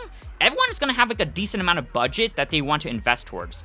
And if you just make every single version a banger, everyone's just gonna be too poor, and honestly, not everyone can swipe like that, you know? So spreading out the wealth is gonna be Hoyo's best play. I think putting in Haramasa here kind of makes sense because, again, they know the Dylan's gonna make the bang value, right? Again, there's other crazy people they can put in, but I don't think it will make a difference towards their revenue because everyone's just gonna be dirt poor from Remiel and even Dylan. So, like, if you have, like, another crazy attacker, it's not gonna help the sales that much because I think everyone will already be poor. You might as well take that character who everyone's hyped for and put it on another version, because then, hey, guess what? I get paid bi-weekly, baby. It's time to swipe again. You know what I'm saying? Like that kind of thing. You need to give people time so they can build up more income for themselves, and then they'll swipe. No one's gonna dish out 5K in one version, you know what I'm saying? But maybe in like 3 to 4 versions, they'll swipe again. So I think it's a smart strategy that Hoyo's doing. Remiel and Dylan. Those are like the 2 characters that they're like throwing, like they're essentially promoting. Because again, Dylan has not had a rerun. She is definitely the most impactful character. And I think Hoyo's making a smart decision, like, in terms of like, they know what they're doing. And if people spurge a bit on Haru, I think that's like a win for Hoyo as well. Because like you said, Kitten, I think you're totally right. I don't think many people are too excited for Haru, but they kind of know that. They definitely know that like Haru isn't like gonna be like the craziest for the sales. So it's like a good spurge to make a little bit extra bucks, because Haru hasn't had a rerun, and those who probably want to pick him up will probably pick him up, and you know, they'll earn a couple bucks on the way, you know. So I think it's a good banner. And also Yusaha is like in the mix, because essentially Yusaha is like the best anomaly support, but with Remiel coming, I feel like it could shake things up a little bit too, you know, because Remiel also she buffs attack based on the stream, so she does look like she's coming in as like a sub DPS who can buff the team as well. So we actually have options when it comes to anomaly supports. I like to think of Remiel as like a Seed. Seed is an attacker, but when you look at her kit, she's like a buffer. She's an attack that buffs the team. So in some ways, kind of like Remiel. Remiel's like a sub DPS who also buffs the team. She just has the anomaly title on her, but other than that, she's essentially a sub DPS with buffs. Her buffs are crazy too, by the way, so that's really cool. What's the best Remy skin? Ooh, buddy, you're putting me in a hard position here, man. Dude, I think all 3 of them are crazy cool. Her OG outfit looks gorgeous. The beach outfit, oof, insane. And the black outfit is just so iconic, man. Like, that's how we first met her. There's just so many good outfits that Remiel has. Yeah, I mean, I'm gonna be playing around with, like, probably, like, switching between all 3 of them, honestly. Between the OG swimsuit outfit and the black outfit. All of them look really good, so, yeah, I'm getting the bundle, so, because it's cheaper, you just save more that way, so, yeah, I don't really know. I'll have to try them out, maybe check out some of the effects, but damn, they all look nice, though. That's crazy. Alright, we have Fisher Crab time. Very cool. I need to refresh on some energy and decibels. Probably for this team, though. The OG and the black one are a peak. Yeah, I agree. 100% bloody. It was also the one that was in the EP as well. And dude, her EP was really freaking good. I love the EP. EP is always like never miss, man. Hoyo never misses with the EP. But yeah, I love the feature of the black and white outfit. Very cool. Very cool. I actually really like her black outfit. It's so cute, yeah. Oh no, I just realized something. If Remiel is in a faction, but she killed her friend that was in her faction, so now what? Yeah, Taylor, that's a good question, man. It's gonna be interesting to see, right? Because I was wondering about that as well, because she obviously has a faction. So is she just gonna be the single faction member within, you know, her faction, right? There's a chance she honestly probably could be the only one. And because, like, let's be real, factions mainly only mattered for a lot at the beginning of Zenless because a lot of their additional abilities were tied to faction. But I think as a game, Zenless and Hoyo definitely tried to stay away from just making it faction specific and making it more accessible. So I would honestly just mainly look at faction as, like, I don't even know. Like, faction is just like a label on the character. It doesn't really has any significant meaning, at least if you're like a newer character compared to the older ones, because your additional ability, that's the point of the faction, you know? The faction is just tied to your additional ability for the early characters, the early, like, Season 1 characters. But other than that, like, for example, Billy's a good example. Billy is part of the Cutting Hairs, but, like, you don't really pair him with Cutting Hairs nowadays because his additional ability just doesn't really require faction, so you actually can use anybody you want, you know? So, that's, like, a good thing there. So I think Remiel will probably just remain as the only one. Unless they do some crazy spin-off where, like, her friend Belly, right? Unless Belly is still alive, right? and like she'll come back somehow. Maybe she'll get resurrected or some crazy story like that, you know? But other than that, it's probably looking like Remiel is probably going to be the only one in her faction.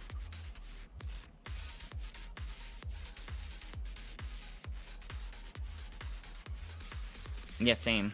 I want Claret now. Oh, dude. Kitten, you're going for Claret? Yeah, Claret is going to be very interesting. It's looking like, she's going to be like a defense agent, right? Based on the live stream, they showed Remiel's set and Claret's set, which is like kind of like defense focused. Which is going to be exciting. So I'm curious to see how she's going to shape the meta, because I kind of want to see if there's like a defense agent that's also like in the role of a DPS. Some probably will think that's like a crazy like take, but like in Genshin, for example, it's not common for Hoyo games to have like defense characters that also do DPS as well. So it'll be interesting how they do it. I wonder if Claret is going to be like a DPS style character, or she's going to be like legitimately like defense, you know, like a pure defense, like our good old Ben Bigger, you know. So we'll have to wait and see there. But I would imagine they'll probably try and make her into a DPS. I think DPS characters is always like is what the crowd hypes for and stuff like that. So we'll have to wait and see.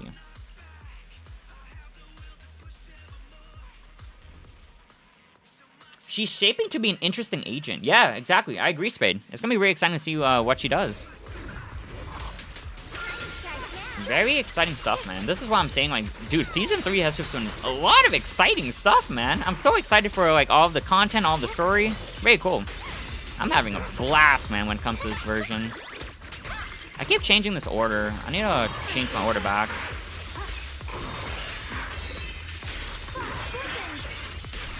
I need a new Stars of Lyra. Dude, it's crazy because, like, not many, like, factions actually add more members. Like, what? Like, ones that come at... let me try to dodge this real quick.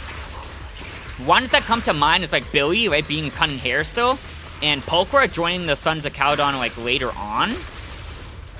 But other than that, we don't really get expansions to factions. It's very rare. We still do, but it's very rare to see an expansion to a faction.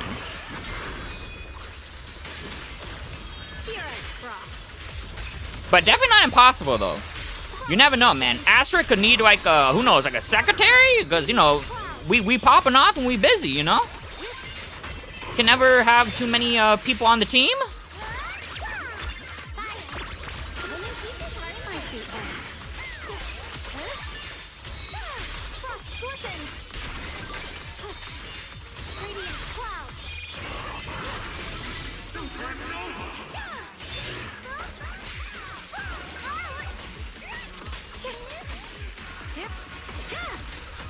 And that's ulti here. Frozen spirits, countless swords in harmony.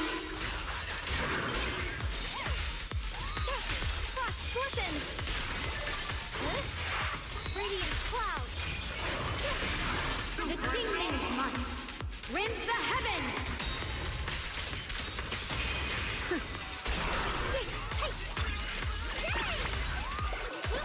I call this move Funny Slice Combo. The line is drawn. Split the heavens.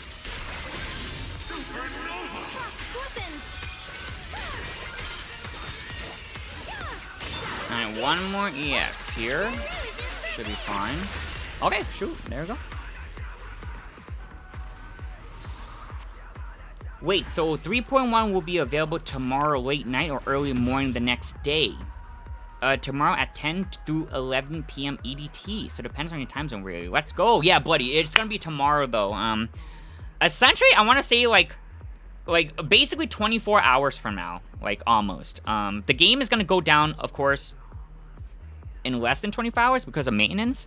But with maintenance included right now, I would say the game will probably be up in like 24, 25 hours from now.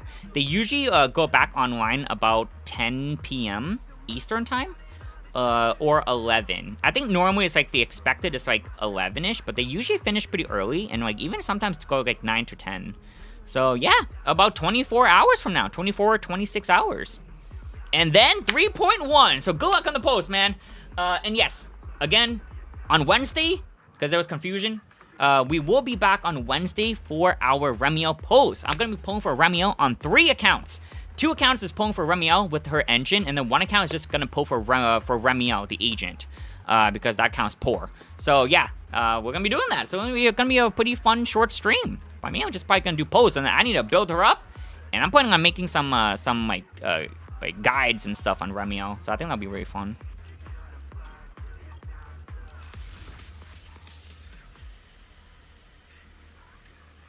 It breaks my heart to see people hate on her. Yeah, I've seen that too, Kitten. You're talking about, like, Claret's, like, design. I think a lot of people, because, they showed off, like, Claret with Linvern during that, like, cafe scene, right? I think a lot of people are talking about her, like, design overall. And, yeah, I've kind of, like, know about the backlash that she's receiving. So that kind of sucks, yeah. Hopefully, like, you know, it'll die down and stuff like that, and... You know, we'll see what Hoyo does, but personally, I'm, like, okay with it. I don't think it's, like, you know, I'm, like, okay with it. Not many judgment here from me. All right, man, we have these guys. Let's go. I'm just gonna Rocky Shangwang.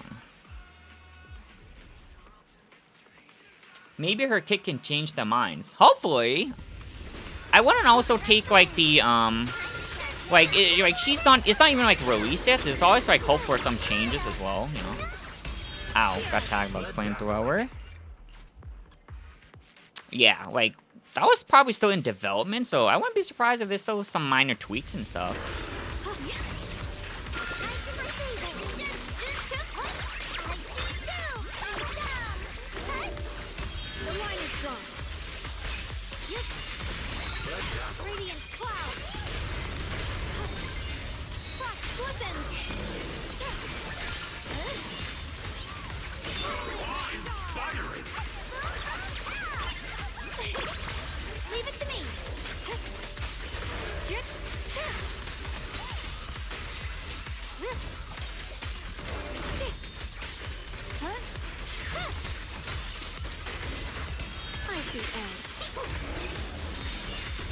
Alrighty, here we go.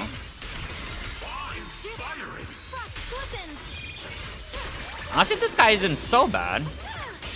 He's not as tanky as I thought he was gonna be, and we have a lot of resources here, thanks to the miasmic shield.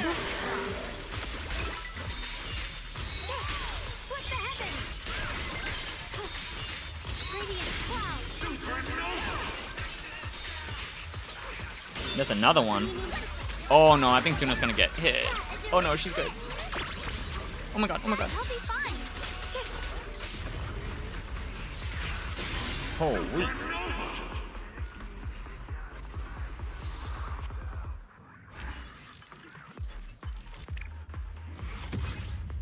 Alrighty, cool, fine. Oh, let's go. Wrapping up our first set with Typhon. I love Typhon, man. I love this guy, man.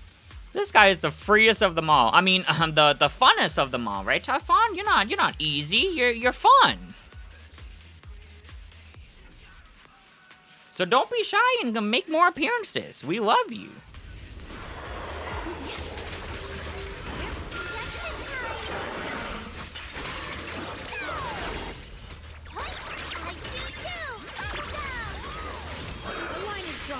Typhon for Deadly Assault when? Dude, if I ever see Typhon in Deadly Assault, that would be so awesome, man.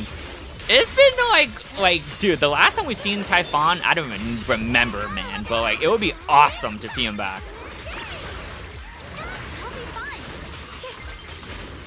Hoyo probably thought Typhon was too easy, so like, haven't really gave him many chances to come back. But we love our Typhon. Yeah, I don't know about that one. Yeah, he was definitely like the easiest, and like, yeah, I guess they wanted to make like DA to be like harder. Though, like, I guess you could just give him more HP, right? HP inflation always makes things harder.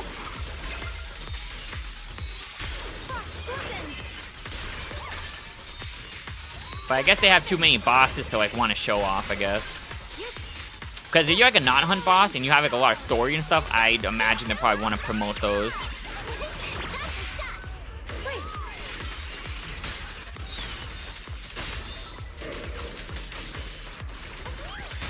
This is the last one, so I'm gonna let everything rip.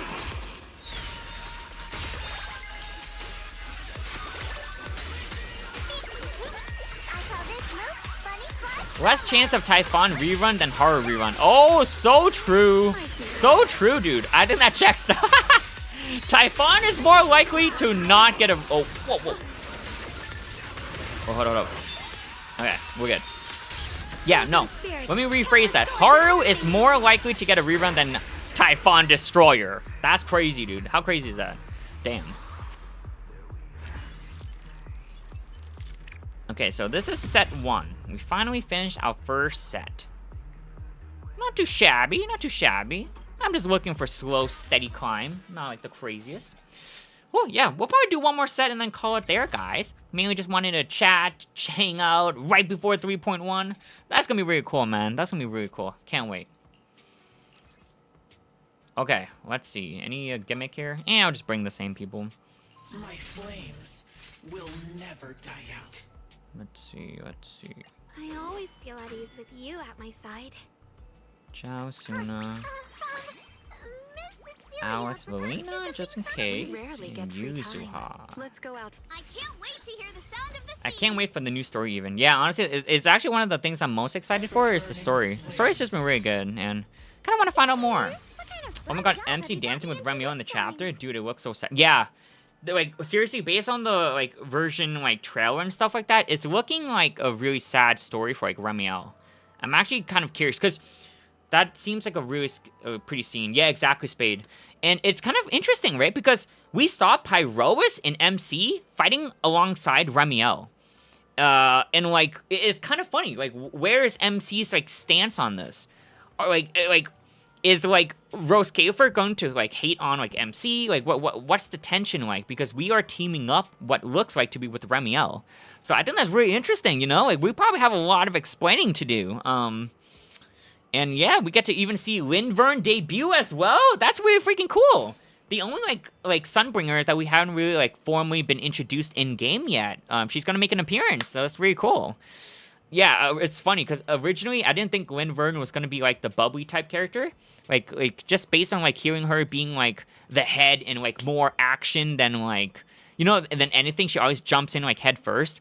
But just seeing her personality was kind of funny. She seemed like she was pretty chill and stuff like that. And even, like, more goofy and stuff and more silly than even Dracena. So, that's kind of funny. You would think that, like, the Dracena being, like, the youngest is, like, the, most, like, silly one. But no, actually, Dracena's actually pretty... She's, like, older for her than her age, you know? She's actually pretty, like, well-mannered, very smart and stuff like that. Not to say Linvern isn't smart, you know? We don't know that yet, but... Yeah, Dracena's definitely really smart, though. She knows a lot, man, helping us with all that, like, healing and testing procedure and stuff like that. Very cool. It's gonna be a fun story, man. I can't wait, dude. 3.1, let's freaking go. I'm also excited to try out that new game mode. The game mode that's supposedly gonna have, like, a new weekly as well, because so far it's been, like, just Lost Void. But that new game mode looks pretty fun, so if we can change up some of the weeklies, I think that'll be kind of cool. Yeah, we'll see. Because, yeah, that game mode is gonna have, like, a weekly that's shared with the Lost Void. So you now have the option of choosing between the new game mode or just doing a Lost Void. So that's gonna be interesting. Let's go. Linvern definitely took me by surprise. Not what most people expected, probably. Yeah, I agree, Spade. I agree. Oh my god, who's ready for a ZZZ horror game? Oh, man. That's gonna be fun. Oh god. By the way, Spade, are you going to the, are you gonna be returning back to the States soon? How's like, your summer going? What's the plan there?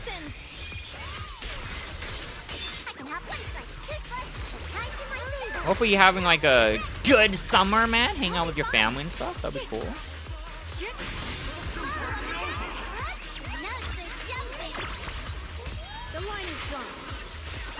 Oh, the one that's kind of like Utopia? It definitely has a unique vibe. Yeah, exactly, dude. The one that's just like Utopia. It kind of looks like, I don't know, a little bit like a survival thing, right? Where you have to, like, loot chests, get items, like, gear and stuff like that, I think. Yeah, I wonder how it'll be. It looks really interesting, so I'm definitely down to give it a try and see how it plays out. But Yeah, honestly, anything to kind of just change up the weeklies a little bit, because just doing Lost Void every week does feel like it could use like a little bit of like spice in my book. So I'm looking forward to like the new change and stuff like that, and see what this new game mode like, kind of how it plays out. Dude, that mode's vibes are impeccable. Yeah, I wonder how to do it. Summer's been nice, relaxing at least. Oh, okay. I'll be heading back sometime in the next month or so. Oh, awesome. Okay, so interesting. So you'll be heading back around August as well, which makes sense because August is usually when, like, you know, college and I would imagine, like, just workers and stuff like that, like, kind of a return, right? Because, yeah, summer. A lot of people kind of take it easy during that time. Oh, fun. We're all moving. Yeah, exactly. Ace is going to college in essentially a different state. So, yeah, a lot of traveling and stuff. It's crazy, dude, because Haru's rerun is 1 day before Ace leaves. That's crazy, dude. Like, Ace was actually going to be, like, sad if, like, because Ace really wanted to do, like, the pose on stream. And we were just like, holy cow, 1 day before Ace leaves. And, I mean, technically, we could still do it, even when Ace is on campus. But, yeah, I mean, the vibes would probably be different. Like, you probably have, like, a roommate now, so, like, you probably can't, like, scream and, like, show a lot of excitement, like, without, like, freaking out your roommate kind of vibe. So I think Ace really wanted to do it at home. And kind of just, like, you know, this is, like, a journey that we've all shared together. So, like, we really wanted to do this, like, at home together on stream. So that'll be cool. Wow, what a coincidence. I know, dude, 1 day. That was crazy. I want to pull with everyone, yeah. I told Ace it's okay and he can do it on campus, but he really wanted to do it at home with everyone, so... I mean, which is fair, though. We've all been waiting for this, kind of, like, with Ace, right, on the journey, so... I think only Eldrada is going to be playable, honestly. Yeah, honestly, buddy, it's looking like that. It's looking like that. At the very least, Eldrada would be the playable one. I wonder if there's going to be, like, any, like... maybe appearances in some of Sunbringer's, like, animations, or I should say Eldrada, where, like, maybe Linvern and, like, Dracaena comes into play. I will say, I was really hyped to see Dracaena picking up a shield. And she was actually fighting in combat in that, like, crazy, anniversary, like, MV, like, the song. That was freaking cool. I love how much, damn, they really just made that MV based on Eldrada. And it was really cool to see, like, Rose Kafer fighting off, like, all those crazy ethereals like Gear Tabulu and even I don't know, I don't think Bashmu was there, but Gear Tabulu was there. Dracaena was holding off Gear Tabulu's attacks, man, with a shield. It was freaking cool to see. So, like, I think it's really freaking cool. And if they turn Dracaena into a defense agent, that would be kind of funny. I would love that, dude. I originally thought that if all three was going to be playable, Linvern would be more of the defense agent, kind of like. Because when you look at Sigrid, she's, like, very knightly. But even Sigrid is not a defense agent, right? So maybe, like, Linvern could have been. But if Dracaena has a shield, she's probably going to be the defender and, like, the defense-style agent. So I wonder what Linvern would be. Because Eldrada is, hands down, going to be the DPS. So what kind of thing can Linvern do? She's definitely, like, the one that, like, goes in, like, they described as, like, kind of, like, more action. So... I would think she was kind of like, maybe a stun agent? That would be crazy. A stun agent could do, because I don't think she'll be like support. Someone who's like the head of the, like, you know, the airspace patrol doesn't seem like they would be a support, but maybe more of like, you know, a defender or more of an attacker. But if Eldrada is an attacker and Dracaena is a defender, then I guess there's still the stunner possibility. If Dracaena's playable, she'd definitely be a defense agent. Her shield was so cute. I mean, I only say that because the other three Sunbrings weren't on the 3.0 agents list. Oh, you mean when they announced the VAs? Oh, interesting. Oh, well, they're the same VAs, by the way, Bloody. If you didn't know, Eldrada, Linvern, and Dracaena all are voiced by the same VA. She did a crazy good job changing, like, her tone, man. I also know that VA as well from, like, other work, so I was really excited to see that, like, she was voicing Sunbringer. She also voiced Jessie from Final Fantasy VII, and I love Final Fantasy VII. I absolutely adore that game. It's one of my favorite games. It's one of my Final Fantasy VII is like my favorite, I would say, like franchise, like Final Fantasy game. So that was really cool. It was really cool to see her. She also does Chevres from Genshin, so she's been around the block actually. So that's really cool.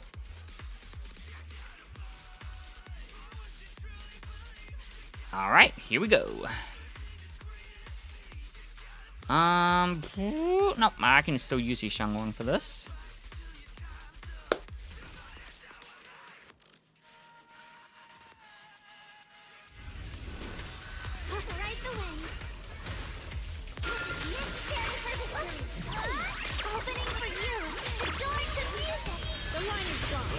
A lot of missiles and projectiles here.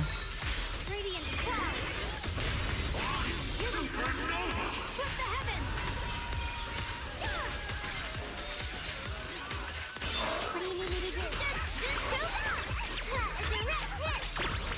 Healthy frost spreads. I cut through the darkness. People are saying they can combine like in Steven Universe. Oh, I mean, that'll be the best of both worlds, no? Everyone can be happy then. True. Honestly, the more people can be happy, the better. The Tingling. Yeah, very interesting what they'll do with Sunbringer, though. Because, like, dude, the Remio, like, demo where she fights Sunbringer, that thing was so peak, man. I've watched that thing, like, honestly, probably like 100 times already. I love that trailer. That trailer is really freaking good. Like, I love the cinematics, the fighting. Like, it kind of reminds me of that Miyabi versus, like, Yi Xuan trailer for Yi Xuan's demo. I just love it, man. Like, and the story behind it as well, man. And, like, it just had so much story, so much cool action combat. A lot of emotion behind it, too, right? Because you can really feel, like, Remio's, like, what she's been going through, you know? Like, the suffering and, like, her confusion. And she's... honestly, based on, like, the demo, it sounds like she's saying that Rose Kafer is hiding, like, a dark secret. So, like, it's also, like, the storyteller. If you go back and watch that trailer where, like, the storyteller was talking about Rose Kafer, it's really making it seem like Rose Kafer is not the sanctuary what people are making it out to be. And also, in Remio's animated, her animated short, she was also, like, posing a question. Oh, also, she mentioned, it was... so I've been pronouncing like Professor Arky. It's not Arky. I think she pronounced it as Professor Arke. So she asked Arke and Sunbringer what they were like hiding. So it seems like Helios and like Rose Kafer, so like Arke and Sunbringer, there's like some dark secret, man. And like it just had like piqued my interest. Like I'm just so curious what the heck is going on. Because Helios has so much involvement in all of this, dude. So like, what is gonna happen to Belle and Wise when they like find out like what Helios has been up to? Like everything is just in a big mystery, and I'm all for it, man. Season 3 has been so freaking good, dude. I'm excited to find out what happens. And what else was there? Yeah, and like it seems like Remio at the end of it, she met the storyteller. So the storyteller and Remio has connections, and we also know that Remio also has connections to Carol Arna. Because at the end of like New Airden Sunset, right? We saw Remio talking to like this machine which was portraying the voice of Carol Arna. So like this is freaking crazy, dude. Like what is going on? There's just so much crazy stuff happening. The lore is getting crazy, right? Helios and Sunbringer have been tight and been hiding secrets. Oh wow. Not a good combo. Yeah, not a good combo. So yeah, it's like there's just so much like. So, based on the demo as well, it's safe to assume that this is the reason why Remio was labeled as wanted. So, like, if you're talking about, like, current events, this is what it seems like. So, the demo happened first. The demo happened first where Eldrada met with Sunbringer. And then they duked it out and they fought. You know, the story is in that demo. Afterwards, Remio left to try to retrieve her Void Hunter weapon. Because if you look at her outfit, she was wearing the black outfit. It looks like she doesn't have the white outfit unless she has a Void Hunter weapon, because that's the only time she really changed into a white outfit, is when she picked up her Void Hunter weapon. And when did she pick up a Void Hunter weapon? Well, that happened in New Airden Sunset, right? So, after the battle, again, if you watch the trailer, all Remio had was a knife. She fought Eldrada with a single knife. And that's not to say that Eldrada is like very weak and stuff like that. Eldrada seemed like she was fighting without the intent of killing. She didn't want to kill Remio, and Remio didn't want to kill Eldrada either. They were kind of just sparring. It's not like they were trying to kill each other for blood. But yeah, regardless, I guess Eldrada put Remio and signed the notice and made Remio wanted. From there, Remio went to try to get her Void Hunter weapon, and that's what happened in New Airden Sunset. She got her Void Hunter weapon, and then you remember the trailer where the storyteller trailer, let's say it that, right? That was the introduction to essentially Rose Kafer's trailer, I would say. It introduced a lot of characters, and the storyteller was talking as well. And at the end of the storyteller trailer, or the Rose Kafer trailer, you saw Remiel confronting Eldrada again. And this time, she actually was in her white outfit and had her Void Hunter weapon. So, I'm wondering what's happening after that. Because they already fought and sparred, and now she's back again with a Void Hunter weapon. When, like, Eldrada did that, like, crazy reveal where she opened her eyes and it was like, oh my god, it's Sunbringer. You know, that was like the first, I'm pretty sure that was like the first reveal of Sunbringer. So, it's freaking cool, man. So, I wonder what happened there. Yeah. I guess we'll have to wait and see. Because I guess in terms of the timeline, I would assume that already happened, and then Season 1 happened, and then we met Remiel and, like, when we were running away with Norma inside the CCD. So I would assume that that confrontation from the Storyteller trailer happened before Chapter 1, and it looks like they were fine. So maybe Eldrada and Eldrada and Remiel just talked it out, and then Remiel ran into the CCD, and that's where Norma and MC met her. That's what it kind of seems like, but I mean, we'll have to wait and see. I'm just trying to figure out where the Storyteller trailer or the Roscafer trailer like happened in terms of like if it's before Chapter 1 or after, before or after Chapter 1. I feel like it's probably before though, but yeah, we'll see.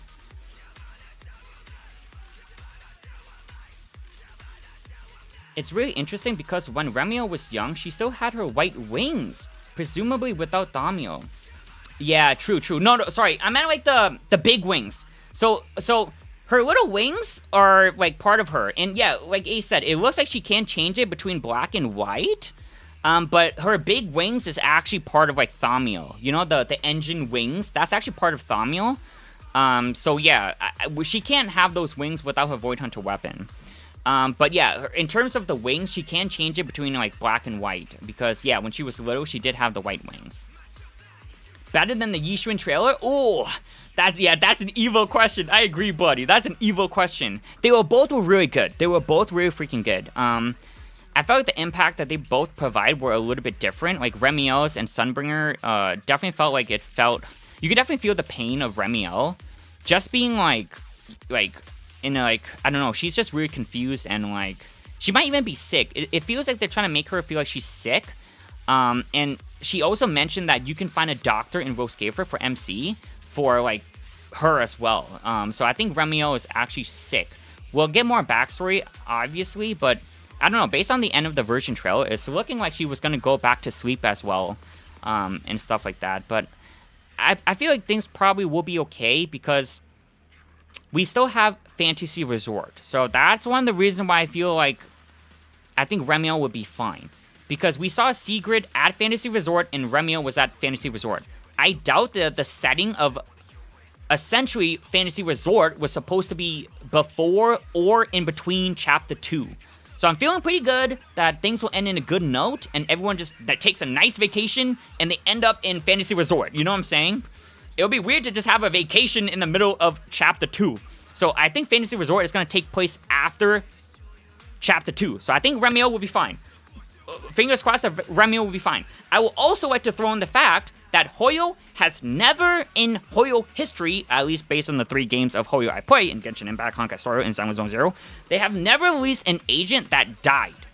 So I do not think that Remiel will, die or, like, anything, like, tragic like that. If anything, maybe she returns back to sleep and then occasionally wakes up or something like that. I was talking to Ace about it, and it kind of seems like a little bit of, like, Captain America. You know how Captain America was, like, you know, someone from, like, a different time and then, like, slept for a really long time and woke up and, like, essentially it's, like, a new world for him. That's what it kind of feels like for Remiel, where she was, like, asleep for some reason for a very long time, and now she's just awake for a new world. Like, the people she knew was, like, essentially, like, all gone. Even the original Sunbringer, right? Like, that's one of the reasons why she was seeking out Eldrada. She's trying to get some answers.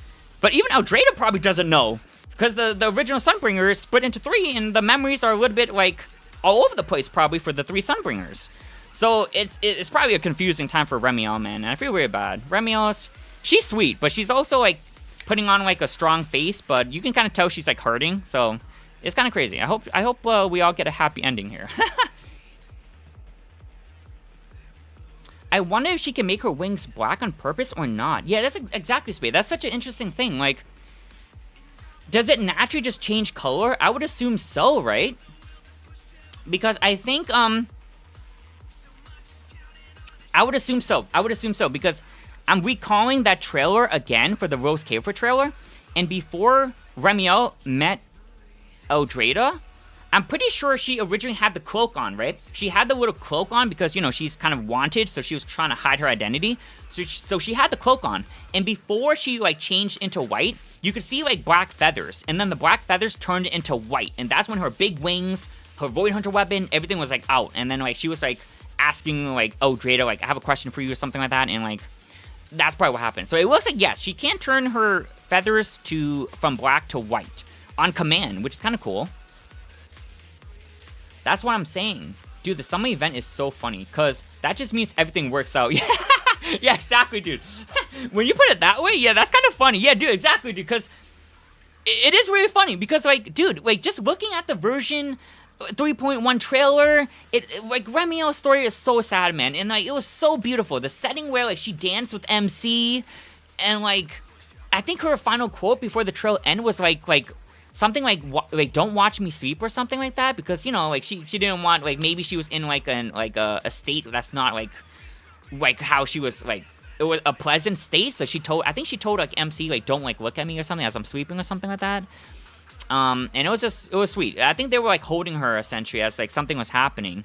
But then you have, like, Fantasy Resort, where she's chilling at the beach with Sigrid, who's part of Airspace Patrol. So, like, clearly Sigrid is not out to get Remiel, so Remiel's probably not wanted anymore. So whatever the misunderstanding is, I'm sure it probably cleared up between Remiel and the entirety of Rose Cafer. So Airspace Patrol probably isn't out for her anymore, so it's feeling like it's pretty good, right? Whenever we have a party at Fantasy Resort, it's a grand time, you know what I'm saying?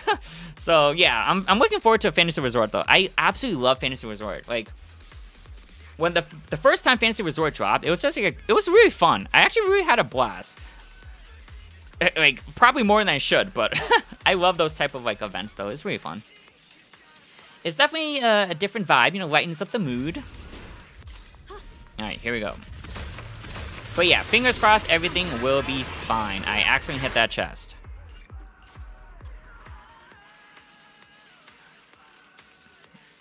Very cool, very cool. Dang. With that being said, though, this Fantasy Resort was definitely a little later, right? I want to say last year, when Alice and Yuzuha, that was, like, at the beginning of summer. And, like, we're kind of entering August. I don't think Fantasy Resort came out in August, right? It definitely, I want to say it came out like July, June, sometime like that. So this time around, it does feel like it's a little bit later, because, like, we're kind of, for the most part, we're kind of, like, entering August, which feels a little bit late, right? Because most people probably only have 1 month left for summer break. They need a Remiel and summer event to align. Yeah, exactly, Ace, exactly. I definitely feel like when it comes to, like, scheduling, it definitely caught the Zenless devs by surprise, because when it comes to Genshin and Honkai Star Rail, there was never really, like, a misalignment with the anniversary dates. But our anniversary date was technically in 3.0, right? But I guess they wanted to make it in 3.1, so they pushed it back a little bit. But that never really happened when it came to Genshin and Star Rail. So I think there was a little bit of, like, maybe miscommunication with the date release and stuff like that. And they probably lost track of, like, how long each version should be.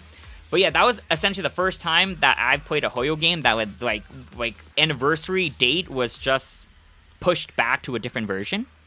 Which is kind of, you know, interesting, because I think, like Ace said, they really wanted...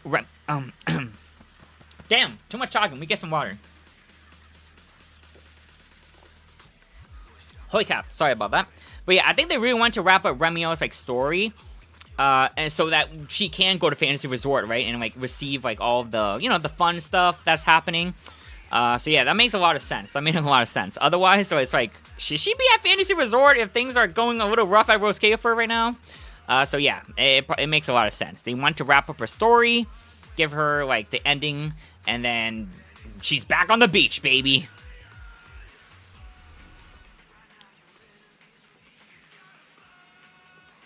Dude, I wonder how 3. Like, it's crazy that I'm already starting to think like, well, how's 3.2 gonna be? Who are the characters? Like, I feel Claret? When is Severian coming?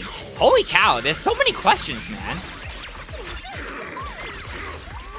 Because, essentially, Roskafer, oh god, he's doing his control skill. Oh god. Oh god, I haven't done this in a while. Dude, I have not done Sweeper in a long time. Actually, I don't think Sweeper, like, came back, like, too often. It's been a while, right? Forgot how to fight this guy. This triple here, I think? 1, 2, 3 there. Okay. Hang on, let me lock in for this one.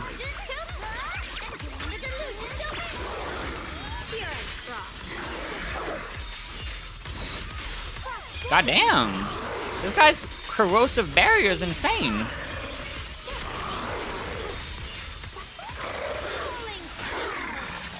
Oh my god.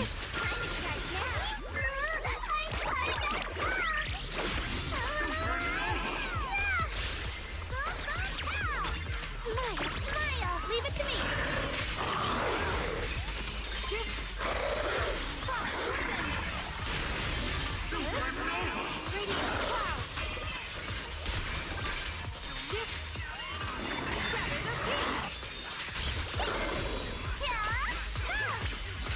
My turn now. I'm gonna do my best.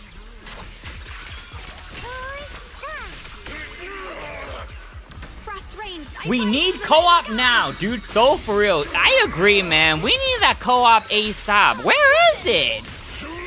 They didn't even mention anything about it, too. Like an update on the co-op. Like, it's one of the things a lot of people, I'm sure, are excited for. So more information on the co-op would be nice. It's funny because there was actually a little bit of story for, like, Joyous, right, in the Divine Maze. But they didn't really call it the Joint Investigation. I thought that was gonna be, like, a series, you know? But I think in the new game mode, isn't the new game mode a little bit related to, like, Joyous? And, like, the Divine Maze? I have to check out the live stream, but I'm pretty sure one of those game modes had some joyous, like, deeds, man. That was your last chance. Oh god, this guy is way too long, man. Ugh. Probably coming like 3 minutes.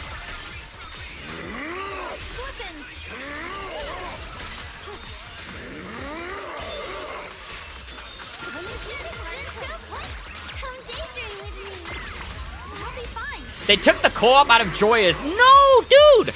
I actually like the theme that they were going for. Like, the Joint Investigation series was just gonna be more information on Joyous in the Divine Maze. It was actually really cool. I actually really liked the story for the first Joint Investigation. I also love how, like, they brought in a lot of characters, too, for help. As, like, a way to, like, get them involved. Like, it was cool.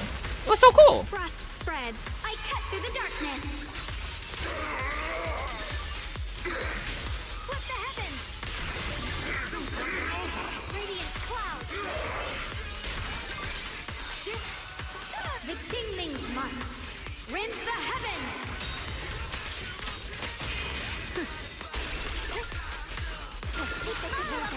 All of you, stay away. Leave it to me.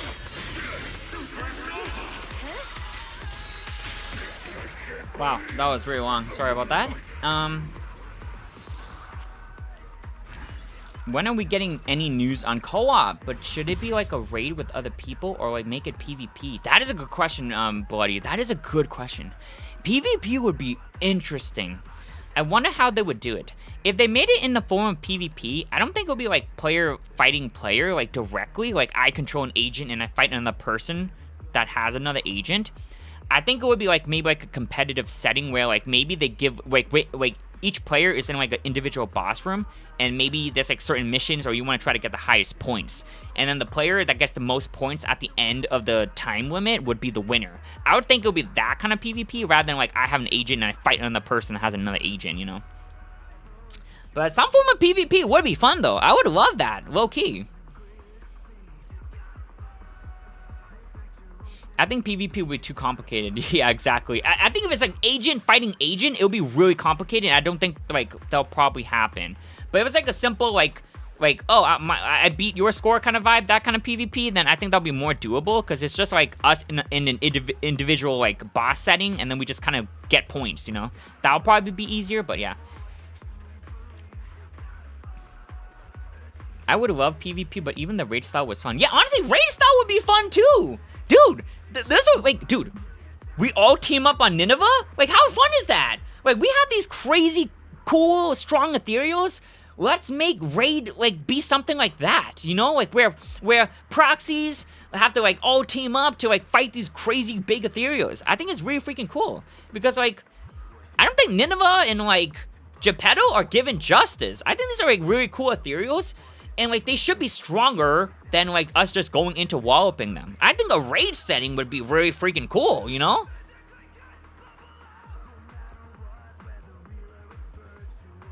Yeah, the raid co-op cured my ADHD. I was hoping that new weekly mode would be co-op. Yeah, I agree. I was too, Ace. I think I was on the same boat. But no, it's not. Maybe they'll make it co-op in DA future. Oh, that would be cool, yeah. That would be awesome. If it would be co-op in the future. Maybe. Because they did mention they're still doing some testing and stuff like that, right? So who knows what kind of thing they're cooking up. But that would be cool. I would like that. Okay, we are on the second half now. Awesome. Wait, this is set 2, right? Awesome. We're almost there, guys. Almost there. Let's keep going. I'll get some energy for this team just in case that physical machine guy is coming back.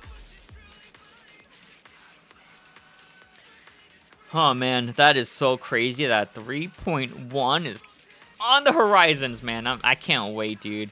I really hope like my posts go well, man, because the luck has been a little bit rough lately, man, and it's not looking too good for the stash, man. I want to try to see if I can start building a decent like vertical investment, you know, because I haven't really invested too much vertically, but I feel like I really need to start doing it because this new DA mode for the adversity. This new adversity mode is gonna be freaking insane. I'm sure of it. So I feel like now in this Zenless time, like where we currently are, it's a really good time to invest vertically. A lot of these game modes are gonna get insanely wild, and I think like if you're trying to see if you can clear those, investing vertically will just make things much better. Yeah, definitely start doing that now. You care about being those endgame content. Because the meta is shifting rapidly and becoming really hard.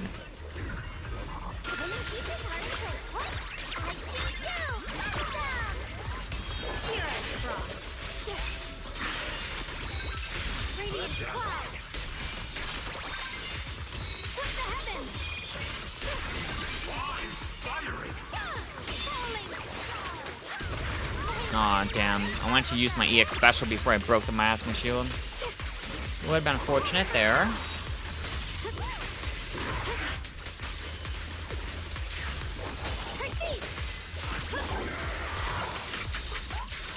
What's he doing? My turn now. I'm gonna do my best. Ooh, bought some time for Yi Shengwo and hop off the field.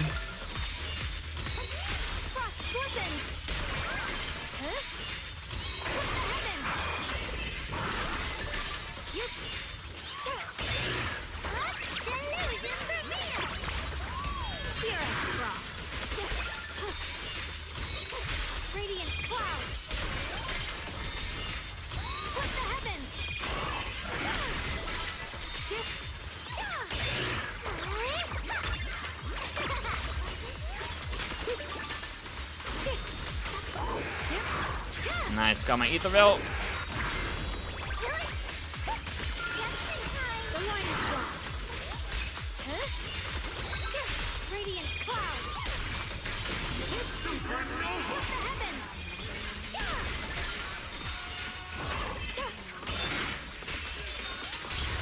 Alright, cool.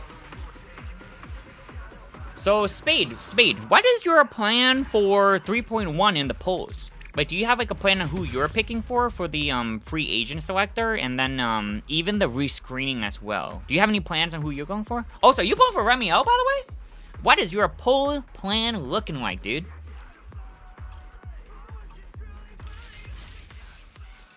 What is the plan?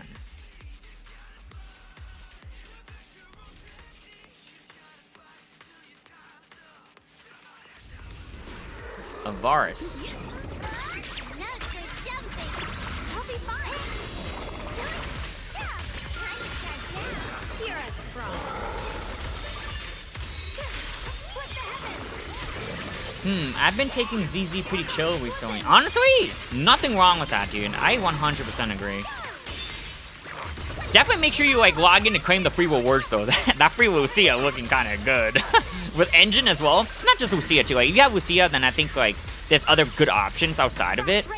I definitely prefer going for agents over just even their M1 because I think even like for example Trigger. If you don't have like a Trigger, for example, that could be like a good pickup even if you do have Lucia.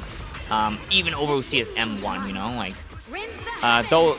Again, I do think if you have like other team members, then as long as you have enough stunners and stuff, I think like that's fine to go for like Mindscapes. But just make sure you have like enough agents, because I think if you're going for Mindscapes before filling up your roster, it could be a little bit hard for the other teams. But yeah, a lot of free goodies though. So definitely pick those up.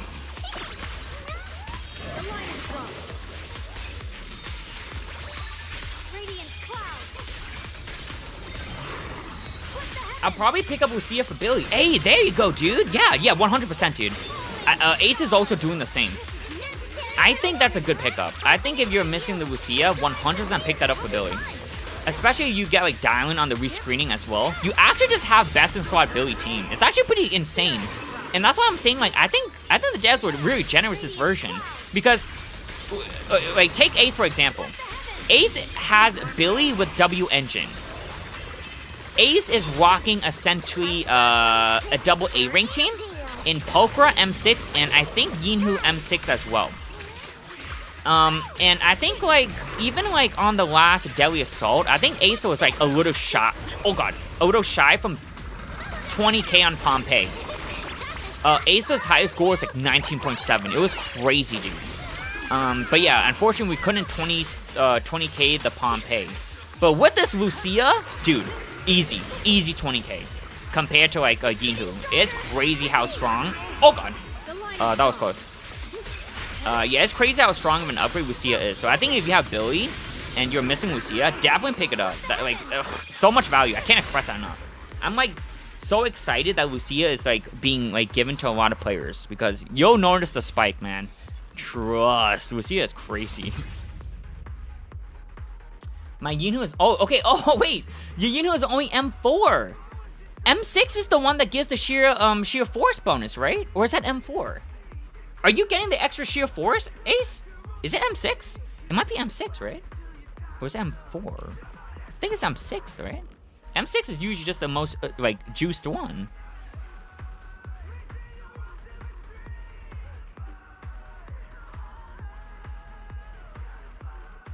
Definitely M2 W1 Remy. The selector M1 Jane or M1 Lucia. Hopefully Dylan M2. Damn, bloody. That is freaking cool, man. That is so freaking cool. Dylan up to M2, it's so valuable, man. I think Dylan M2, it'll be good boost for your team. Even, like, M2 just has insane values overall, man. I think, like, going for M2 on multiple characters over one M6 character is definitely more worth, in my opinion. But, like, you know, the M6 just looks so freaking cool. But I think, like, strategically speaking, I would definitely pick up multiple M2s for 3 agents rather than just going one agent to be M6, you know? Because especially since those M2 characters, you can, like, put them for other teams. Like, having an M2 Dylan, you just juiced up your Billy team. You just juiced up your Yi Xuan team, you know? Like, that value for that M2 Dylan will always just be wherever she goes. Compared to just, like, that one M6 character and pulling all of your power into one character. Like, sure, that round you'll crush, but if you spread out the love between, like, M2, M2, M2, damn. Your score will actually be higher because, like, there's, like, a cap limit, right? Like, whether it's Deadly Assault, whether it's, like, Shiryu Defense, there's always that cap. And I think the M6 character is just very overkill for the current content that Zenless offers. Now, that'll definitely change down the road, and you probably would love to have an M6 character because they might just have, like, this one juiced mode where you just need the M6 characters to crush them. But currently it's looking like just having multiple strong Mindscape characters is like kind of like the play here. But we'll see. They can always shake things up. Gonna be an expensive version. Yeah, I agree, Ace. I think it's gonna be an expensive version for everyone. Like, there's just so many good deals and values on these banners. And, like, not to even mention the hype from Remiel, right? Like, it's a really fun update. And as it should be, you know? Like, this is a crazy anniversary update, man. I'm super for it. I might pick up Yuzuha as well. Oh, there you go. Yeah, I think Yuzuha is gonna be a nice pickup. If like, it's crazy, man. But like, I've always tested a lot of teams without Yuzuha compared to with Yuzuha, and it's kind of like Lucia too, honestly. The difference between having those characters versus just using like a budget option is so big, man. We're talking about like a 3 to 4K increase for your Delia Assault scores, maybe even bigger, depending on the bosses. It's crazy, dude.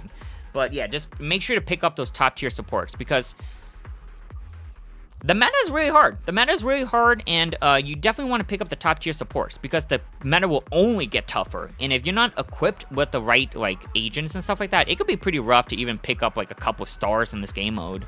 So yeah, make sure you're staying up to date and just investing into those top tier characters.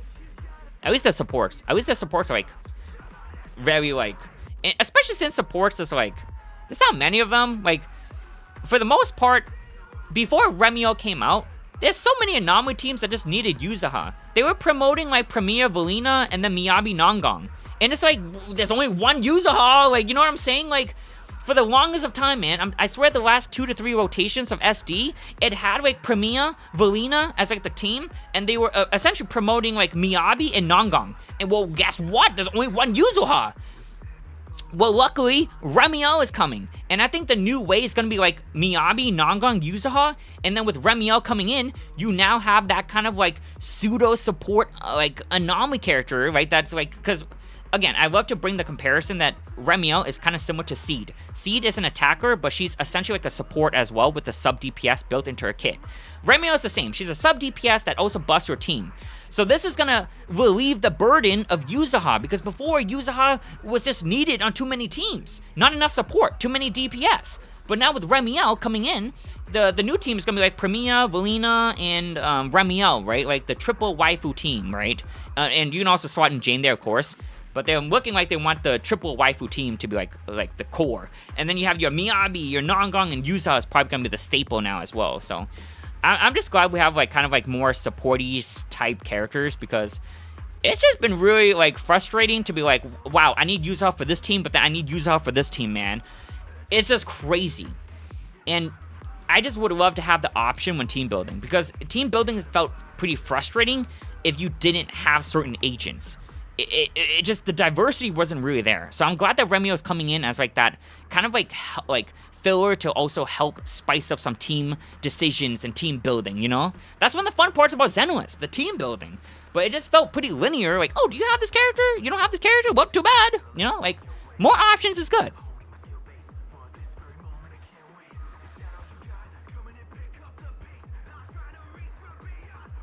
Yep, my Yinhu is only M4. I'm broke, but I've been saving. Hey, there you go, Bloody. That's good, man. I've definitely do your best to save up for those crazy. But this version is gonna be crazy. I don't even have 720 sheer force. Oh wow, I agree. M2 supports are crazy. Yeah, I agree. Bloody. Like, just having that M2 support just makes it so like. Don't get me wrong. Having M2 like DPS characters is great. But if you had the option to invest into supports and like stunners, at least you can take those supports and stunners and put it onto your DPS team. So like, for example, if you have to make a decision between M2 Yixuan or M2 Billy versus like M2 Dylan, well, if you have M2 Dylan, you can bring that for your Yixuan team and your Billy team. And like, there are just situations where like Yixuan will perform better than Billy, and Billy will perform better than Yixuan, depending on your buff, right? Buff is so critical, man. For your Delia Assault runs, for your Shiryu defense, if the agent is like essentially being promoted, you just get a big power spike. So that's why it's always safer to invest Mindscapes into like your Dylans, your supports, right? Because you're taking that power and you're juicing up for your Yixuan, who's being you know, maybe ult damage is like giga boosted for this deadly assault. So now Yixuan is just even stronger with the M2 Dylan. And then maybe next rotation, it's like spread between physical damage and like ult damage, special attack damage, basic attack damage. When it comes to being an all-rounder, Billy's damage is like very spread out, so that's gonna be good for Billy. And then you can bring in the M2 Dylan, and it just makes it even better, you know? So I think M2 Dylan is just the way to go, dude. I would 100% highly recommend going for like M2 Dylan and like the support style characters, because you can just take that power and just spread it across multiple DPS team characters. So it's very, very well worth, I would say.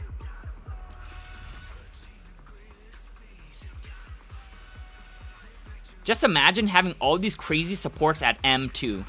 That would be insane, man. That would be the dream, dude. M2 supports, and you just have your 1 DPS characters, and you just take them out one at a time. Banyue, Yixuan, Billy, man, even like, you know, you're swapping between multiple different DPS and their attributes as well. That's something that we have to talk about as well. If you're fighting a boss that has a weakness to your attribute, that's free damage, you know? Like, having an M2 Yixuan, your Billy, is cool, and trying to use it for every single boss is nice. But man, like, when it comes to buffs and like the recommended attributes being a thing, that's a lot of power if you're not taking advantage of it. So that's why I'm saying I think the M2 Dylan is just so freaking valuable, man. Everyone should kind of start investing more towards like supports and like stunners like that, if it's worth it, of course, right? Definitely investigate, research if they have crazy valuable M1 and M2. But yeah, I would definitely suggest going for that, man. It's just crazy, dude. Because DPS characters, having them at M6 is really nice. Well, okay, M6, you would just crush anything. But having like 1 DPS character at M2 versus like a Dylan M2, I would always go for that Dylan M2, man. Because there are just times where you need to swap out a lot of DPSs. And unfortunately, down the road, M2 character probably won't be enough to just giga kill every single boss. You know what I'm saying? Sometimes physical is featured. Sometimes ether is recommended. So it's like you have to mix and match a lot of your DPS characters with like other people. You know who always is in every single team? Dylan. Dylan is like in every single team, dude. So that's why it's a safer investment, I would say.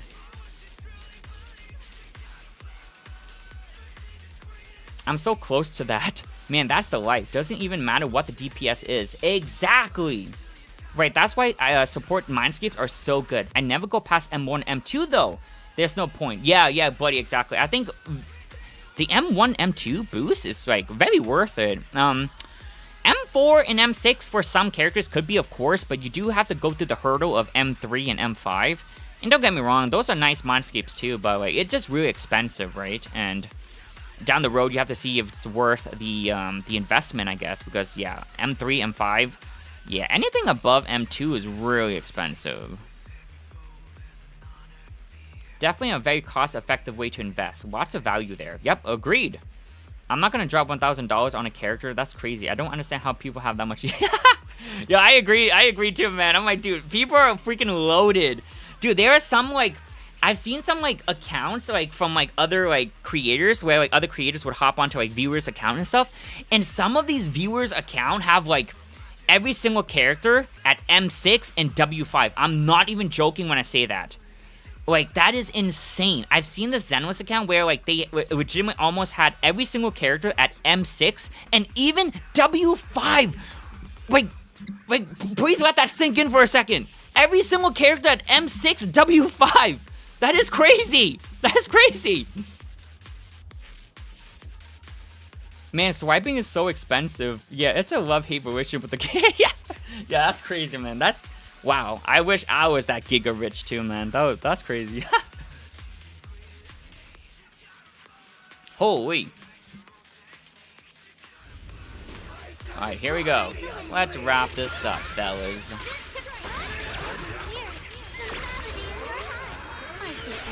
Oh, I will say, I'm actually really excited for, like, the amount of pulls we're getting as well. You know, we talk about a lot about the agent selector and stuff like that. And, like, the crazy value from the banners, but I'm actually really happy we're getting 30 pulls. Like, that's gonna help out a lot. So I believe even last year for anniversary, we did get like 30 pulls as well. But I feel like for 3.0 though, they were like pretty generous and gave us even like an extra multi. And a lot of those cool like login feature thingies, Majiggy, where they gave us like a lot of polychromes. I forgot the name of that event, but there was like a login event or something like that where you like log in and oh my god, man just freaking jumped on me. Yeah, there was like a couple of them, dude. But like we've just been getting a decent amount of free giveaways and polychromes, I would say. Especially since we entered 3.0 as well. A new version or season. Definitely a lot of polychromes. So that's been really generous. I'm gonna need every pull. Yeah, exactly, Ace. This will help out a lot. If you can reach like 150k, 160k, I think that'll be really good. Like, surely your odds will hit closer to 60%, no? Because what, you said your odds, if you have average luck, will be like 50% to achieve it? I wonder if you got like an extra 10k, 20k polychromes, how the numbers will look. Would you hit 60%? I think the goal is to try to hit closer to like 75% if possible. Damn. You'll need like 100, probably 60, 70k maybe? God, you need like 200k just for a 75% chance? That's insane. Here we go again. Behind you. That's actually madness. Your arm past me. I see edge. Frost glistens. Everyone's going to, honestly. Yeah, this is only the beginning. This is only the beginning. I'm sure down the road, they're gonna cook up some crazy banners as well. This is actually crazy.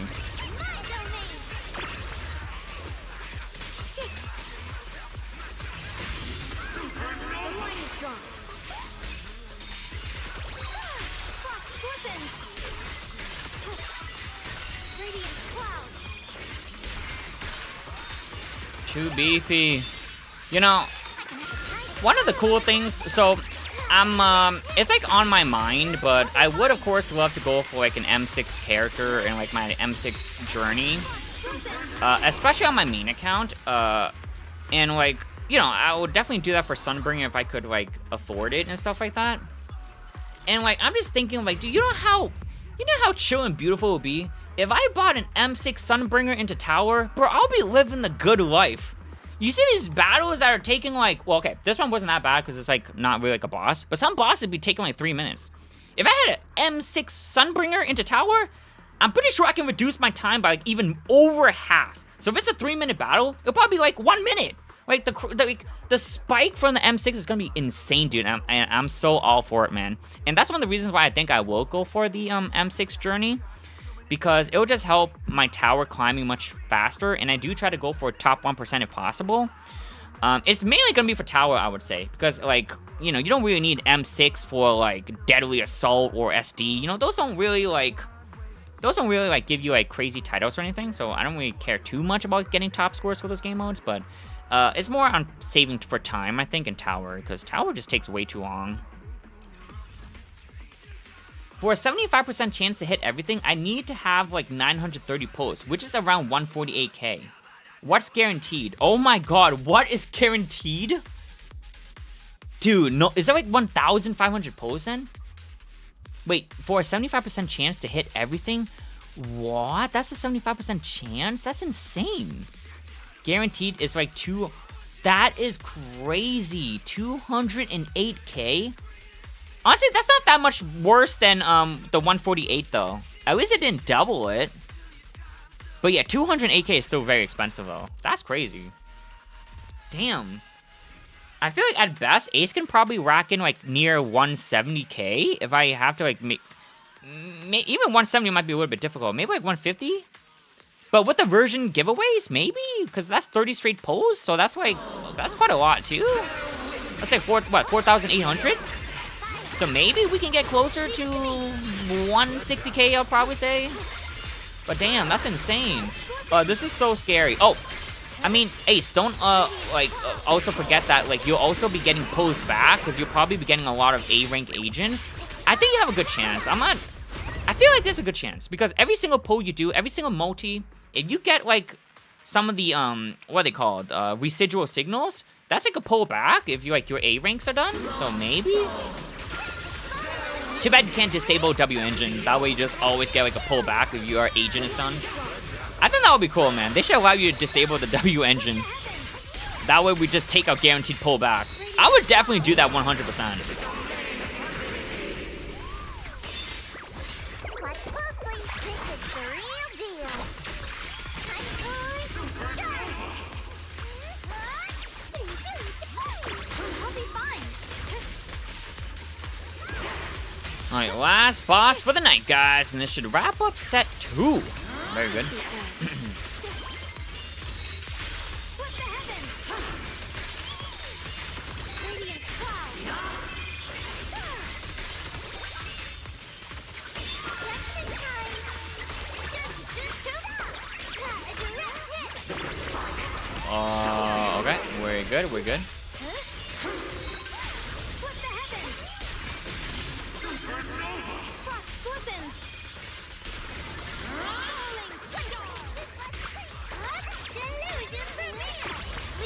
Frozen spirit. Countless Oh, so I'm close to 5,000 on the Battle Tower? I really hope they make Battle Tower less repetitive. Yo, congrats, buddy. Dude, 5,000? You're insane, dude. Congrats, dude. That's crazy. sword array. 5,000 floors. But yeah, I agree with what you're saying, though. It does feel like Tower is pretty repetitive. I hope they spice it up and, like, you know, even just add some, like, new interesting things would be kind of nice. Because, yeah, it just feels like endless battles and stuff like that.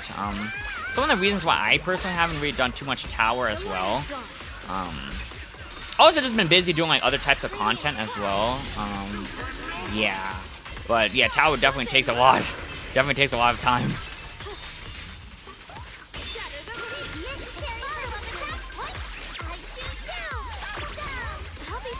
Thanks. It's the most brain-dead game mode.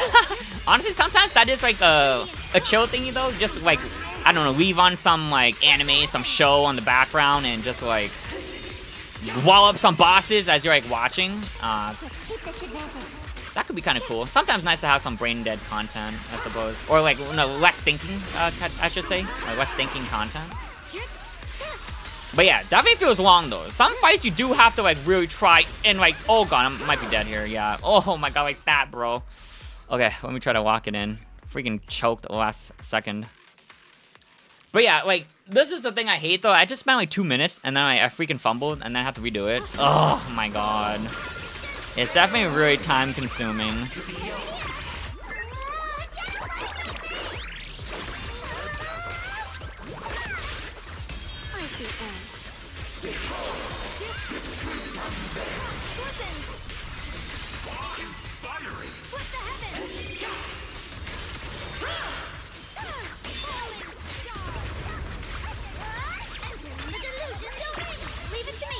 Entering the illusion domain. What's this? Cold River Snow. Spirit Frost. Radiant Cloud. Frost weapons. Shining Edge. Oh my god.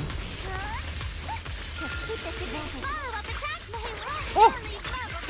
I'm not old. We don't have old guys. Icy Edge. What the heavens? Frost weapons. I hope everyone wins their 50-50 turn. Oh, thank you so much, buddy. I hope your polls go well too. So I'm actually gonna be pulling on. I won't be pulling on Tuesday night. I'm gonna be pulling on Wednesday night because I'm gonna do it on stream with everyone. But yeah, thank you so much. We'll definitely need the luck for Wednesday though. But good luck to your polls. I know everyone is going like gonna be spending a lot on like Remio, so I hope everyone's polls go well. Hopefully our angel descends from the heavens and bless us with our good luck, you know? I definitely need a lot of luck. I feel like my posts have been pretty rough lately. And definitely want to start season 3 on a stronger note.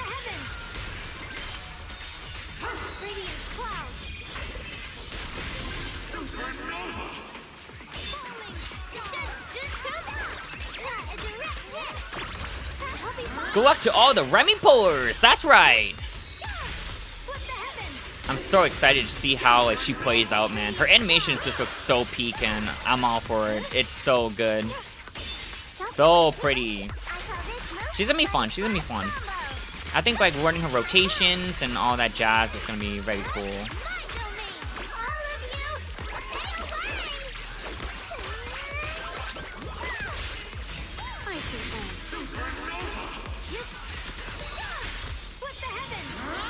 Alright, cool. Execute buff. You'll have to see it. When will you start to grind tower? Zane, that is a good question, man. Maybe like next stream, you know? Been feeling a little bit off with tower, but you know, we'll be back on the tower grind, you know? I'm back home, Muddo. Wowers! Hi, everybody. What's going on, Malachi? Welcome on in. We're actually just about to wrap up the stream, but dude, glad you could make it, man. Even to say hello, man, it's freaking awesome. How you guys doing? Damn, a lot of people actually been coming in tonight. Welcome back. Yeah, welcome back. Welcome back. Yeah, we just essentially did 2 runs, and yeah. We were just talking, a lot of chatting today. We talked a lot about version 3.1. Kind of talked a bit about everyone's, like, polling plans as well, and, like, what people are going for and stuff like that. And it's been fun, man. It's been fun. So the version does drop tomorrow, so if you guys are polling, best of luck. I really just hope everyone can win, man. I'm telling you, man, ever since I played NTE and knew that they had no 50-50, my vision just, like, changed drastically. I'm just like, damn, if only this could come to, like, all of the, like, our Zenless, of course, right? And all the other games, too. That would be cool. Failing just feels hard, man. And so I hope everyone has blessed posts, man. Especially for Remiel, you know? Especially for Remiel and all of the cool banners they're bringing back. Like, that's crazy. But alright, guys, that's pretty much gonna wrap up for the night. Just want to thank everyone for hanging out. Like, dude, this has been crazy fun. We had a lot of interesting discussions and everything. So we will be back on Wednesday at 7 p.m. Eastern Time for our Remiel post. So stay tuned for that, guys. Yeah, I guess other than that, we'll see you in 3.1. And thank you so much to Spade for the sub, man. Thank you so much, dude. Freaking 6 months, dude. That's freaking crazy, dude. Thank you so much, guys. Thanks everyone for hanging out. Yes, thank you guys. Thank you so much. And Bloody, have a good night too on the YouTube side. Thank you so much for hanging out. That's freaking awesome. Alrighty, guys. Bang, boo, bounce. Yo, I didn't know there was a Discord. Yeah, Zane. Yo, Zane, join up, man. We have a Discord. Yeah, we a lot of like cool discussions and stuff in the Discord, dude. Yeah, feel free to join, dude. We'll love to have you. Definitely a good way for all of us to interact and stuff. Oh, well, now you do. Yeah, definitely join if you guys are willing. It's been fun, man. I love this community. It's been fun. But alrighty, guys, have a good night, and we'll see you on Wednesday. Good luck, man. Go see you in 3.1. Best of luck in your pose. Bang, boo, bounce. Y'all have a good night. Thank you so much, Bloody. Thank you so much, dude. It's been fun hanging out and talking with you too, man. Have a good night, and good luck on the pose. Have a good night, guys. See ya, Zane. See ya, Malachi. See ya, Spade. See you in 3.1.